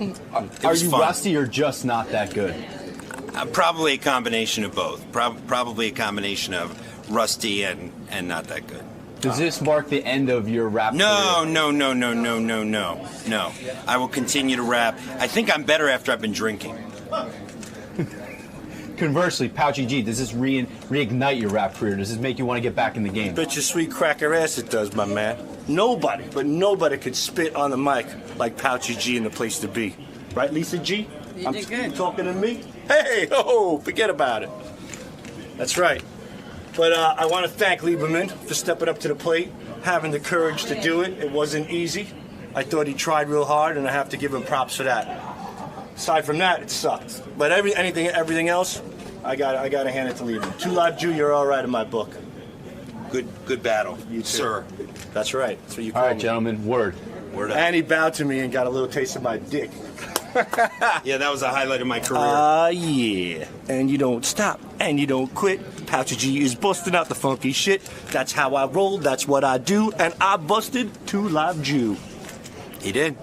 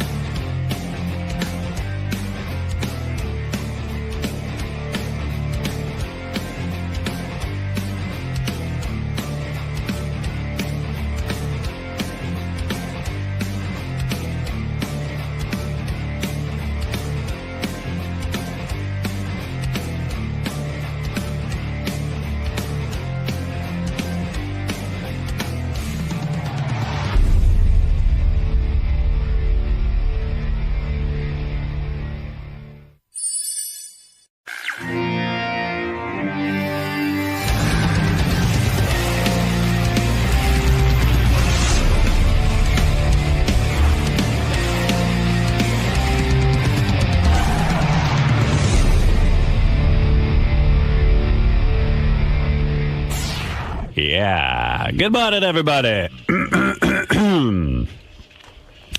Have to clear my throat. Baba Booey was in some weird clearing throat thing today when he was explaining to me what was on our agenda. Every minute he was like, Uh-oh. but a lot of phlegm. I was going to throw up. It's that time of year. It's phlegm time. Boff, I'm having a hard day. He announced it? Because No. I'm like a little dry this morning. No, Yeah. you got a cold. No, it's just the I didn't have any moisture and Too many berries. Too many berries. You need to eat something. Too many berries. You need to eat a bird Have or a sandwich. Yeah, if I eat a piece of chicken, this will go away. you need to eat a fish or something. You need Some sort of animal. something living. You need a squirrel. roast beef and provolone. You know, people are now eating squirrels. Really? Yeah, and I'm sure Richard's dad. Oh, hunts I'm sure squirrel. he's eaten lots of things. Roadkill. He told us he had squirrel. I mean, like when we first met Richard, I think he said his father eats squirrels. Is that right? Yeah, I think it's been like a common thing for a while. Well, what happened was there was a warning put out that you shouldn't eat squirrels because, well, my warning would be don't eat them because they're rats. I mean, yeah. With fluffy tails. They look filthy. But they are. But the warning was that they were very toxic, that they were filled with lead. Yeah. And then they Where found... did they pick up lead? Well, that's the funny part of the story. I guess some researchers were seeing if it was safe to eat squirrel. Uh-huh. So they put their guts basically in a blender and blend them up, and they looked around and they saw that there was high levels of lead. What they failed to realize at first was that the blender had lead in it. And so the squirrels are fine to eat. I just want you to know that. Did you guys eat squirrel? Oh, yeah, all the time. Yeah. Yeah. The guy in the paper said, it doesn't taste like chicken, it tastes like squirrel. It is. I didn't like it. I ate it when I was a kid, and I didn't. It reminds me of rabbit, if you've ever had rabbit. It's kind of similar, like real dark. Well, isn't rabbit meat. supposed to be like a French delicacy, though? Don't is that true? Yeah, but a lot of Howard, I don't know. I've never been to Jean Georges. Yeah. One guy said that he enjoys the leg of the squirrel, the hind leg. Ooh. That's the best part? Yeah. Well, that would be the most muscular. Yeah, your dad, like, he knows no fear. Like, he'll eat anything that lives. Well, the town that he grew up in, he introduced squirrels to that area. He made squirrel raviolis. Well, I guess he What does he mean he introduced he caught a squirrel. I They guess. never heard of squirrel before? Well, no, there were no squirrels in this town he grew up in. He was a squirrel importer. Yeah, he did, really. He got squirrels from, I don't know, out of Missouri or something. Johnny Squirrel Seed. And he brought squirrels into this town, and they started reproducing. And in a few years, he said they were everywhere, and that's when they started hunting them. So your father's the direct opposite of St. Patrick. He marched the rats into a town. Yeah. Wow. I don't think there are going to be any statues erected to him. I can't imagine. Dang. I cannot imagine eating a squirrel. I Look, mean, if I was had really hungry, right, I'd eat anything, but... But in New York City and stuff, they're kind of like you see them in Central Park, and they're real cute and stuff. But out in the wild, you just see them running around in trees. They're more kind of like wild animals out there. How many do you have to kill to put together a decent meal? I would think you'd have to eat like 6 or 7 of them. 70. Well, I mean, I'll take if two you're squirrels. if you're 70 like makes Artie, a nice squirrel salad. How many do you have to kill to eat for 2? Probably 2 or 3. Oh, really? I'd say 1 squirrel per person. You can get that much meat off of a squirrel? Yeah. Wow. They're a little meatier than they look. No kidding. I would be more ashamed of that than cannibalism. Yeah, I'd rather eat a person. You know, I just saw a documentary about the Donner Party. Right. You know, and for years their family wanted to prove that no, they didn't eat the other people. And supposedly one of the women who was a descendant of one of the ones who survived said, "Oh no, now there's scientists have proven that we didn't eat other people. My great grandfather didn't eat another person. But to me, I'd rather eat another person than a squirrel." Right. Isn't it What really were they hard? eating? Isn't it really hard to kill a squirrel? Like, I mean, to actually take your rifle and hit it. Have you ever shot one? I haven't, but my dad does. You said your hit it? father's a great shot. Yeah. And your dad can hit it from how far away? Well, they're probably about 20 to 25 feet up in a tree. Headshot? And well, no. If you hit him in the body, it's almost like all the meat's gone. But yeah, it'll kind of ruin the meat. But yeah, it'll still knock him out of the tree if you hit him in the body. But you want to try and get the head. But What are you using? Probably a 308 or something like that, like a rifle or a 22. But your dad can hit a squirrel on the run? Mm-hmm. Wow. My dad has amazing eyesight. Like, we'll be driving down the road, and he can see a squirrel out of the corner of his eye in a tree that's like half a mile away. And will he run out of the car and kill it just so he'll have dinner that night? No, not usually. He'll just say, "Hey, look over there. You see that squirrel?" Or he'll see a deer from a mile away without even, just driving down the road He's a real off hunter. the side. Yeah. That's his thing. Like, he notices animals all around him without without even looking for them. Well, who do you think would be better at survival, Chuck Zito Zito or his dad? Who do you want, like, if you're stranded in the woods? Yeah. Yeah, I think you want Richard's dad, but in an urban setting, you want Chuck Zito. I think They're Chuck. different kinds of Yeah, animals. because Chuck will organize people and get them doing everything for him. I think Chuck will have better stories, too. I'm Richard's father. He's got some great stories, I bet, He's right? got some wild ones. Richard, grab the wheel. I'm going to get us dinner.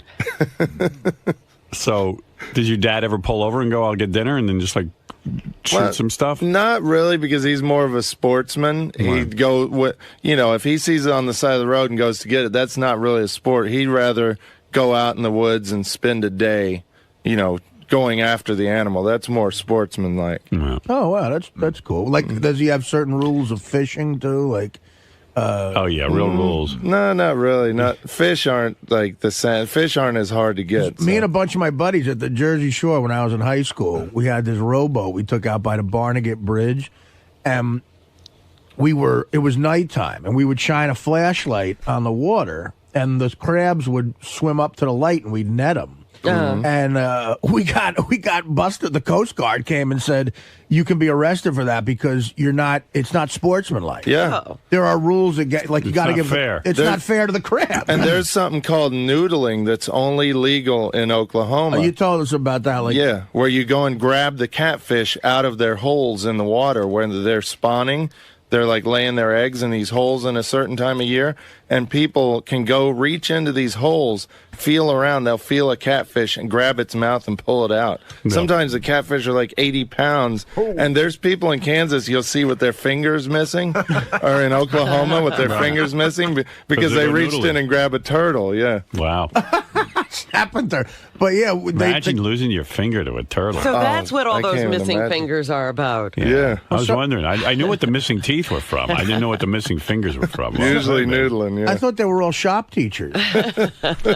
Yeah, your old man's something else, man. Yeah, no, I mean, that's the guy you want, like your father was in Vietnam, too. So that's the kind of guy who goes. Like, they get these tough motherfuckers out there. And But then when they get back from Vietnam, they all move to, like, Kansas and get in the rural Because then area. they can still hunt and still kill shit. Well, when I was growing up, all I ate was catfish because he fished all the time.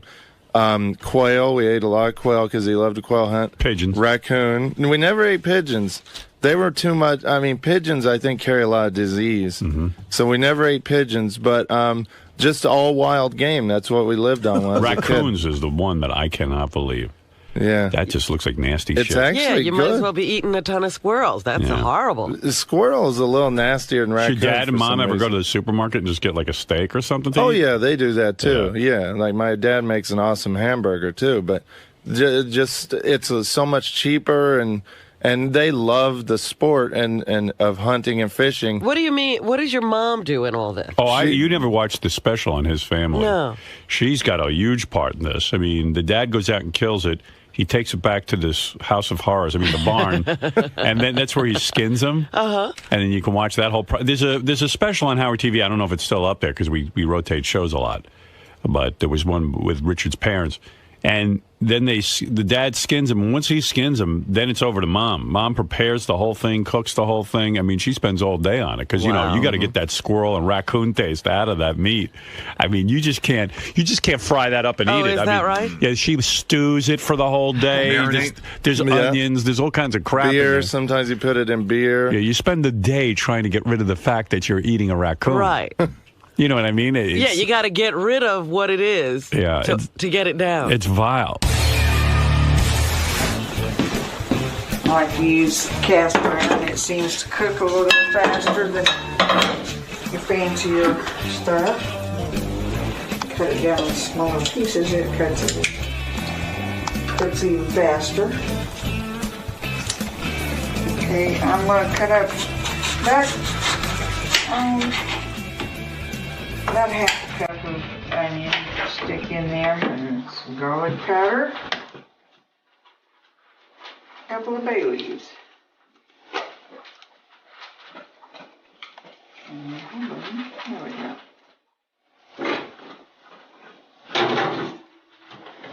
And it's set on 400, and it'll take about an hour for everything. I wrapped up some potatoes.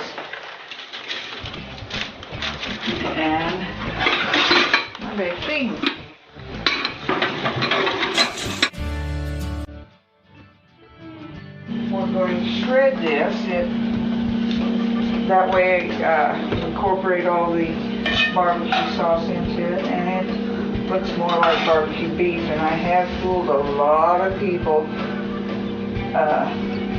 by telling them, by not telling them it was pig.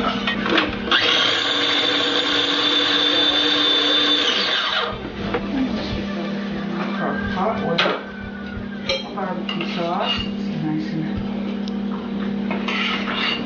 spicy. Get it all warmed up and just add that to it. The sauce already heated, so shouldn't be much longer.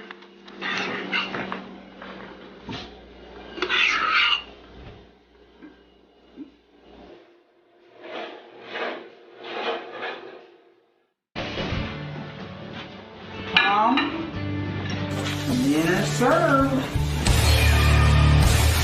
But when you think about it, like how but you got to do it. How is a chicken that much different than isn't. a raccoon? You want to know something? It really isn't. It's a bird. You're eating a bird. Yeah.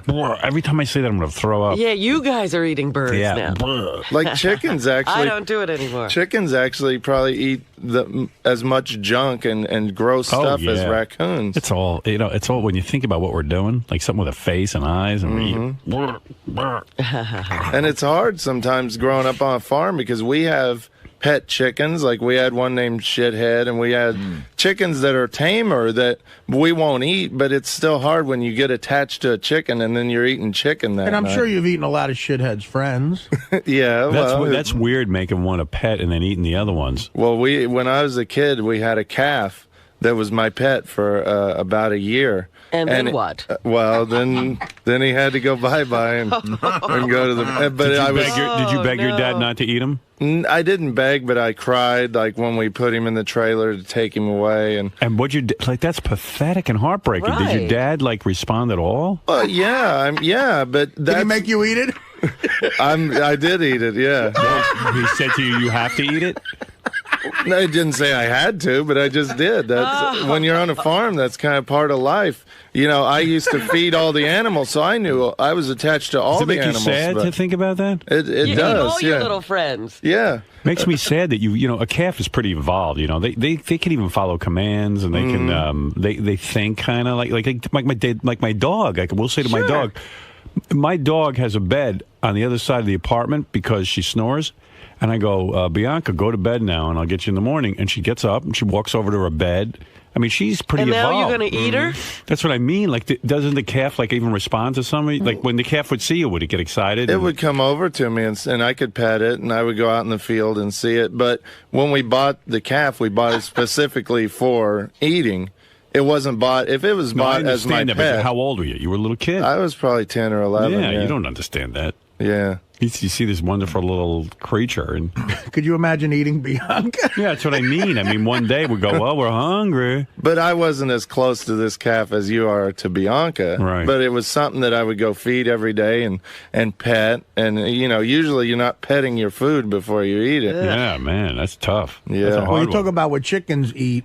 That special I saw on Killer Ants. They got into this village and they got into the chicken coop. These ants and the chicken were eating all the killer ants. They'll eat anything. It's true. I mean, there's. Did the calf have a name? I think like Caffey or something. The naming of the animals out there is really crazy. Yeah, you're as bad at naming animals as I was. I had little pets.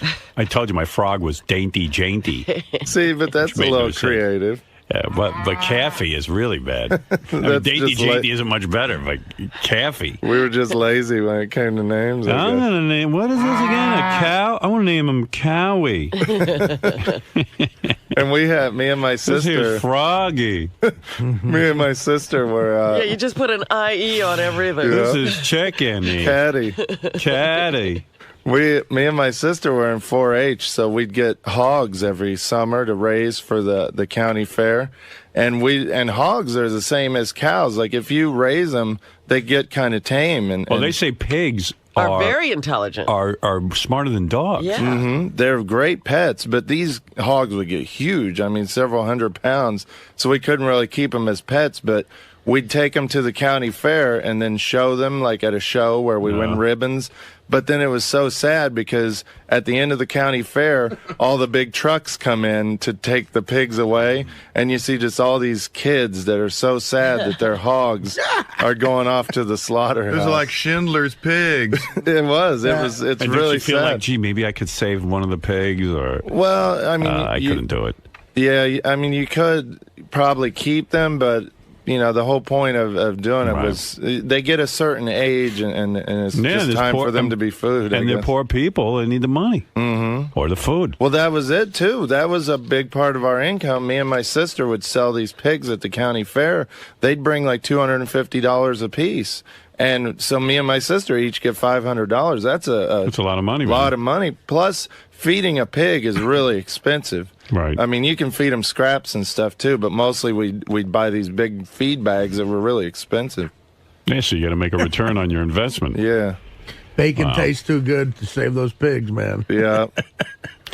Oh boy, that's tough, man. Eating your pet Seems like a lot of hard work just to, gut it's the a different animal. lifestyle Yeah. out there, definitely. When you ate cafe, were you like thinking the whole time, "This is cafe"? No, not really. I mean, I was a kid, so after a week or so, How I long kind of was before over Kathy it. hit the table? Probably a week, I guess. Yeah. Oh, really? Yeah, I mean, I your can't dad really killed it, and then remember. it took a week to eat cafe. No, my dad wouldn't kill it. He would they took it to the Butcher? Butcher, yeah. And Your dad wouldn't kill cafe? He would pay someone to do that? yeah, I mean, I'm shocked. Yeah, he can't. I don't. He doesn't he's know how to never- kill a calf? No, that's like brutal. I think I don't. Most people can't do something like that. Yeah, but then you got to pay some dude. Your dad didn't have a lot of money. Yeah, but that it was a lot cheaper than buying the beef at the store. That's why we did it because the butcher didn't charge much, and you could get a ton, like a year's worth of meat Off a calf. off of a cow or a calf. Yeah. Really? A year's? What do? You freeze it? We had a deep freeze. Yeah, but that's just that's a whole different thing when you kill like that. Killing a cow or like a pig, that's something most farmers don't do. They take it to the butcher to do it. Because Wow. that's like really hard to do. Real sad. Jeez. Sorry to bum you out. Yeah, man. It's kind of funny to me. It's kind of funny. But that's the whole story of Silence of the Lambs. I mean, I don't. I mean, talk about great birthday gifts. Shuli got me the best gift of anybody. Which is? He entered me in a Bacon of the Month club. See, that's the problem with these movies, like Jerry Seinfeld's Bee Movie, and now they even like try to make bees nice little things. Like now, everything becomes like human-like when you take these animals and you start putting. Well, after I human saw attributes to them, like when Babe came out, that pig was so cute. I never wanted to eat bacon again after that. I don't eat bacon. I don't eat it much. I don't eat the pigs or the cows, or it's too highly evolved for me. Chickens are probably too highly evolved. I'm starting to get turned off to that. Oh, come on. Chicken tastes good. I love it. What am I going to do? gave it all up. It's fine. But you never. Well, you might go back. No. You know, it's funny because I had dinner with my daughter last night. My oldest daughter's like you know. Yeah. She's probably eating nothing. Looking at that tofu, and then she says, I'm thinking of going back to. I don't eat tofu even. Yeah, That's too and evolved for me. And she actually doesn't like tofu either. Right. She says, but I'm mostly into vegetables, but I'm, running out of things to eat. I'm starting to think about some fish and chicken. I go, I'm some father. I go, order yourself some chicken. Come on. I'd be honored if you did it in front of me. If you're going to do it in front of me. Yeah. The guys are all back here. It's like Robin's like, she like quit smoking 3 weeks ago. You know what I mean? And right. that's just, All right, I'm just she's trying. telling you're totally going to eat that stuff again, Robin. Sure. What I've gone about to restaurants with Robin where we order some fish. That woman, I've never seen her have sex, but I've never seen a happier face when she's eating that. Right. Oh, I like yeah. gourmet cooking, so that's what we were eating. It wasn't a fish with the bones in and the head on. No. So you cut out fish? Did you cut out milk and cheese? Everything Wow. that comes from an animal. Now listen to her. She has a cold.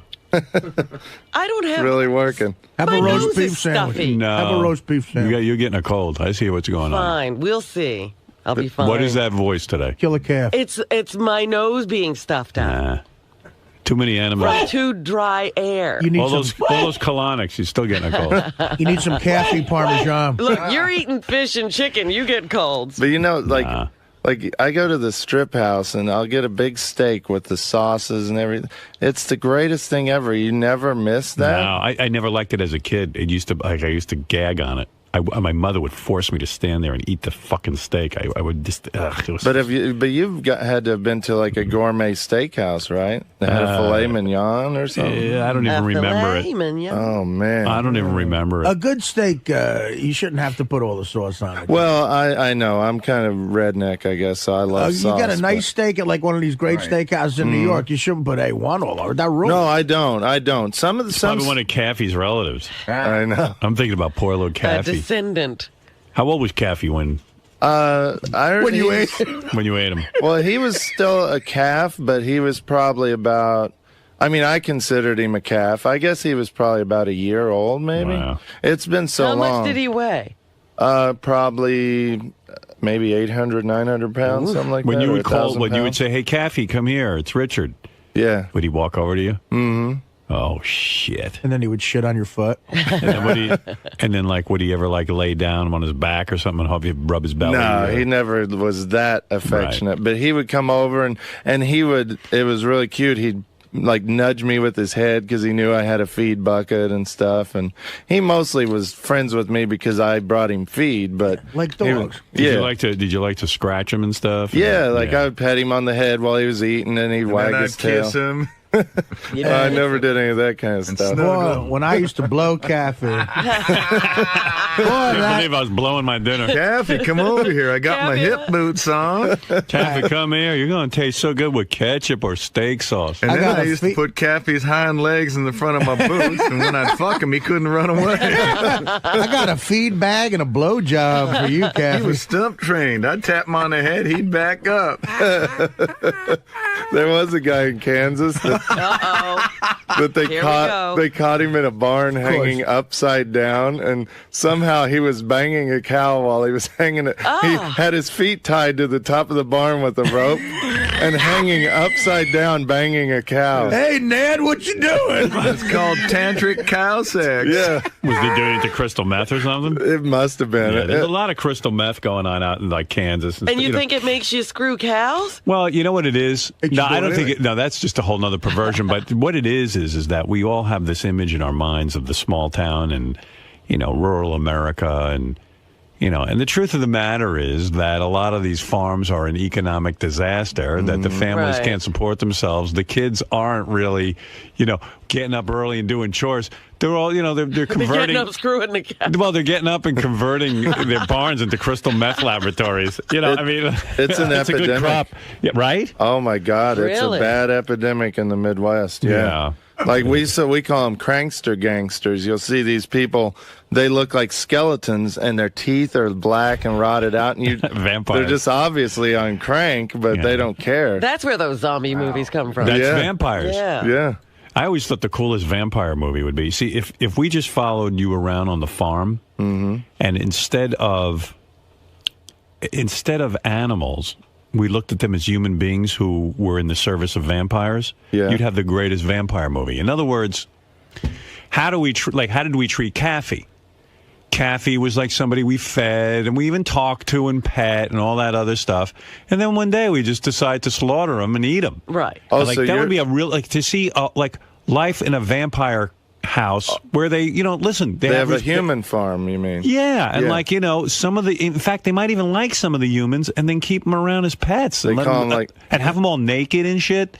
Like, you never put clothes on a human, not if you're a vampire. So I started thinking about this. I said, I could write a really cool vampire movie. All I'd have to do is just hang out on a farm and then, turn the farmers into vampires. Yes, and the animals would be the human. Right. What would you call the human pets? Like humany? Or something? You give them names. Yeah. This is my favorite, Dracula. Oh, you call him Dracula? Yeah, because I name him after the great Dracula. He's our hero. And Dracula gets to live in the house and see all the disgusting shit, but it's not supposed to freak him out. In fact, he even eats some humans too, Dracula, because he eats whatever we eat. We give him table scraps. The basic tenet of vampires is they always have human helpers. Right. And then the gift they give to the human helper is immortality. Yeah, they but one day convert them. My vampires would never do that. I would never convert a dog to a human. Although maybe I would. Maybe I'd say, I really like this one. Dog. I don't want it to go away. If you could, would you turn Bianca into a human if you had a way to? No, then Bianca would be annoying like all the other humans. I like Bianca because Bianca's no, a dog. but Bianca could live forever as Dogs- a vampire dog. You see, dogs okay. dogs make it very easy for you to love them. You know, Yeah. they don't do anything you say. They don't piss you off Right, and talk exactly. back to you. Yeah. So then I was going to sit down and write Human my beings are a challenge. Then I was going to sit down and write my vampire movie, and then I was too lazy. I was just like, you know, fuck this. I ain't writing no vampire You should movie. write a treatment or something. Treatment. I've written enough We should treatments. get some treatments for you. Yeah. Mental treatment. Electroshock treatment. I would do that on the air sometime. You want a shock treatment? Yeah. Nah. Make a list of the shit we couldn't do to you. No amputation or anything, but other than that, Not a it's finger, fine. maybe. Come on for the show. Come on. For maybe a pinky, but I play drums, so that would maybe a pinky toe. This is Richard's big day too. My God, Halloween, yeah. I got you a gift. You did? Yeah, here. Happy Halloween. Legends of the Chelsea Hotel. Oh, cool. There's a Thanks, Artie. supposedly the Chelsea Hotel is haunted, and there's a new book out about it. And you could.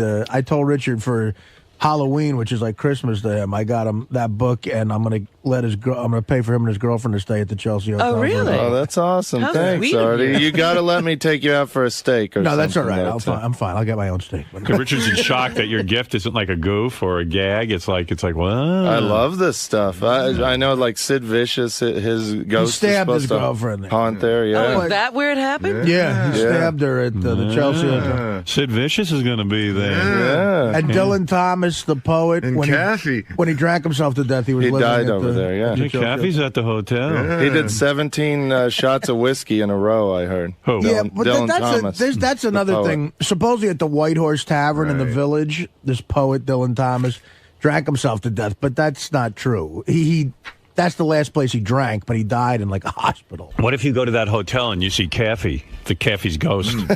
Moo. I'd probably cry. Moo, why did you eat me? Moo. It's just like they don't say boo, they go moo. And he's just like a lame ghost, like, Yeah. "Ugh, aren't He'll you nudge scared me. of me? Not really." I trusted you, moo. You ate me with steak sauce, you hillbilly asshole. Moo. I'm Yeah. sorry, Kathy. You could have been the drummer in Duran Duran. Instead, I put you in shitty bands because. Hey, I was in good bands. I put you in the band named after what you threw me into, death. We were friends. We made love. Oops, I didn't mean to embarrass you, but He was a male calf. I wouldn't have done that. Oh, his asshole. really? You He was did a it in my homo asshole. You were into gay bestiality? No.